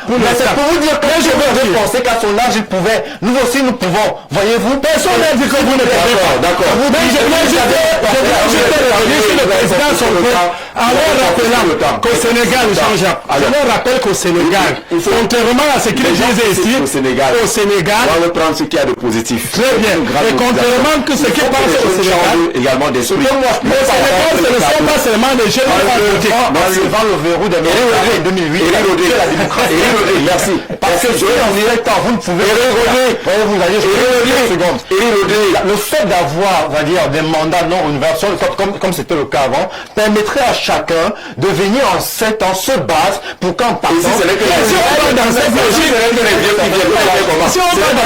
on dira donc que le mandat doit même être d'1 jour pour que tous les Camerounais aient la possibilité de gouverner. Si c'est comme ça qu'on fait la démocratie. Permettez à Lionel de s'exprimer très rapidement, on a tous sorti du débat. Tout le monde cite le Sénégal sans faire ce que le Sénégal a fait. Alors, je pense quand même que le Sénégal est un bon exemple, mais ce que j'ai constaté au Sénégal, c'est que il y avait une harmonie entre les jeunes. Il y avait un plan B, un plan A et un plan B. Entre les jeunes. Vous avez vu que le Premier ministre actuel a été bloqué. Il a été capable d'être humble, de soutenir quelqu'un d'autre qui est président aujourd'hui. Et si ce n'était pas le cas, le problème que nous avons au Cameroun avec la jeunesse, qui est d'ailleurs très très outillés pour faire la politique, c'est qu'ils sont manipulés par les camarades de Benoît et ils s'entretirent entre eux. Quand vous voyez un jeune qui soutient M. Bia, qui a 92 ans, et passe le temps à fustiger son camarade de lutte avec qui il a été, violent, ça devient très compliqué. On se pose des questions. Parce que si vous voyez ce que quelqu'un comme Cabral, quelqu'un comme Serge Espoir, quelqu'un comme Joshua aussi, subit des jeunes, vous vous posez la question de savoir est-ce que ces jeunes sont même acteurs. Mais lorsque Eric a publié la liste, je me suis dit, ça, c'est pas possible. Un leader fait le direct, vous avez 1 million de vues, et les 1 million de vues, la majorité sont des jeunes. Mais nous avons 2 millions de jeunes inscrits sur la liste électorale. Ça veut dire que le seul leader là a pu mobiliser. Ils n'ont pas de lumière, s'il vous plaît. Ça, on se pose des questions. Est-ce que vraiment, je ne suis pas sûr que, je sais qu'il y a de positif. Si Eric est inscrit sur la liste électorale, si Eric participe au jeu de la démocratie dans ce pays, il faudrait qu'on tienne nos discours pour encourager nos pères, nos petits frères. Moi, je suis plus jeune. J'ai été président des jeunes du Social Democratic Front pendant 2 mandats. Lorsque j'ai traversé l'âge de la jeunesse, Vous êtes honnête, mais je suis honnête et je encourage les jeunes à pouvoir participer à ce jeu-là. Je vous rappelle que j'étais candidat à Yaoundé. Je sors du Nord. Je suis ressortissant du Nord-Ouest, mais j'ai été candidat à Yaoundé pour être député à 23 ans. Ça veut dire que j'ai joué ma partition. J'ai été président des organisations estudiantines à Yaoundé. Nous avons fait un mouvement qui a fait partie un acteur en plein 17 heures. Et j'étais acteur, mes camarades ont été appréhendés et envoyés même devant le procureur. Donc, c'est des choses qu'on peut faire. Quand vous dites que les coopératives ont disparu, les mouvements des jeunesses existent encore. Mais le seul but et le seul problème, c'est qu'elles sont diluées. Comment est-ce qu'on choisit, par exemple, les conseillers municipaux jeunes? Comment est-ce qu'on choisit les députés jeunes? Comment est-ce qu'on choisit les sénateurs jeunes? Vous voyez le mécanisme. Et pourtant, c'est des personnes qu'on pense pouvoir mouler pour être. Mais on fabrique ceux qui seront à l'image de ceux qui sont là aujourd'hui. Parlant de la transition générationnelle, il est inadmissible que dans un pays où on a des jeunes qui sont outillés, qui sortent des écoles bien formées, se retrouvent au désert, en train de traverser pour aller chercher le meilleur ailleurs. Est-ce qu'on a créé des conditions favorables pour ces jeunes-là de rester et pouvoir exprimer le talent et toute la capacité qu'ils ont? Il n'y a pas ces conditions-là. Maintenant, est-ce que les jeunes eux-mêmes ont réfléchi dans l'orientation de ce qu'ils vont faire? Vous connaissez combien de jeunes vous trouvez en faculté de droit à soi? Est-ce que vous savez que quand vous sortez de là, vous ne pouvez rien faire? Pour être huissier, il faut faire un concours. Pour être avocat, il faut faire un concours. Pour être magistrat, il faut faire un concours. Maintenant, vous savez combien sont en faculté de lettres en Guayaquil? Tous sont là. Ils sont outillés. Certains parlent la langue de Molière comme si c'était Molière lui-même. Mais ils sont incapables de pouvoir impacter sur le changement positif de leur pays. D'où les grains de ces jeunes qui aujourd'hui enfarinent les ministres parce qu'ils estiment que ces ministres se sont embourgeoisés et qui, peut-être, eux, en tant que jeune, devait être à la place de ces ministres-là. Je pense également qu'on a un devoir de mémoire, de pouvoir laisser, en anglais on appelle ça legacy, c'est plus fort, de pouvoir laisser un legacy pour que la génération qui vient puisse savoir que entre celles que nous sommes en train de fustiger aujourd'hui et eux, il y a eu ceux qui ont posé des jalons, qui ont posé des bases pour pouvoir développer le Cameroun. Vraiment, je pense que 2025, c'est l'année où tous les jeunes, à partir de 20 ans, doivent se mobiliser, non seulement pour s'inscrire et aller voter et sauvegarder son vote, et participer au jeu démocratique. Il y en a qui passent le temps à dire qu'ils ne font pas la politique. Monsieur, si vous ne faites pas la politique vous fait. Tranquillement. Merci d'avoir accepté notre invitation, Lionel Kougaba. Merci aux autres panélistes d'avoir participé à cet échange le grand soir. Merci aux nombreux participants à travers les messages et autres. On n'a peut-être pas eu le temps de les exploiter tous. Aujourd'hui, comprenez que le débat a été très engagé et puis les gens m'ont arraché même la parole. Ils m'interdisaient même de parler. C'est tout amicalement qu'on a été content de vous recevoir. Demain, notre rendez-vous avec d'autres invités, mais n'oubliez pas, restez fidèles à Info TV.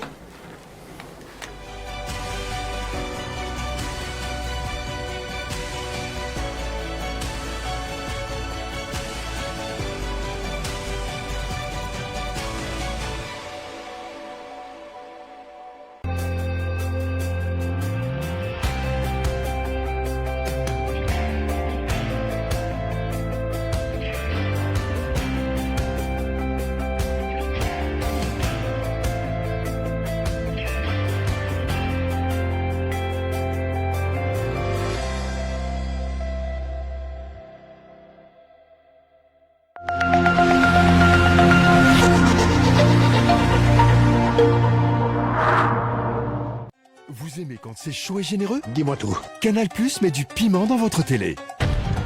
En ce moment, profitez d'une offre brûlante avec votre décodeur HD à 5000 francs dès la formule Access. En plus, votre parabole est offerte. Regardez. Goûtez aux nouvelles émissions et séries épicées comme on aime. Ah, ça donne chaud.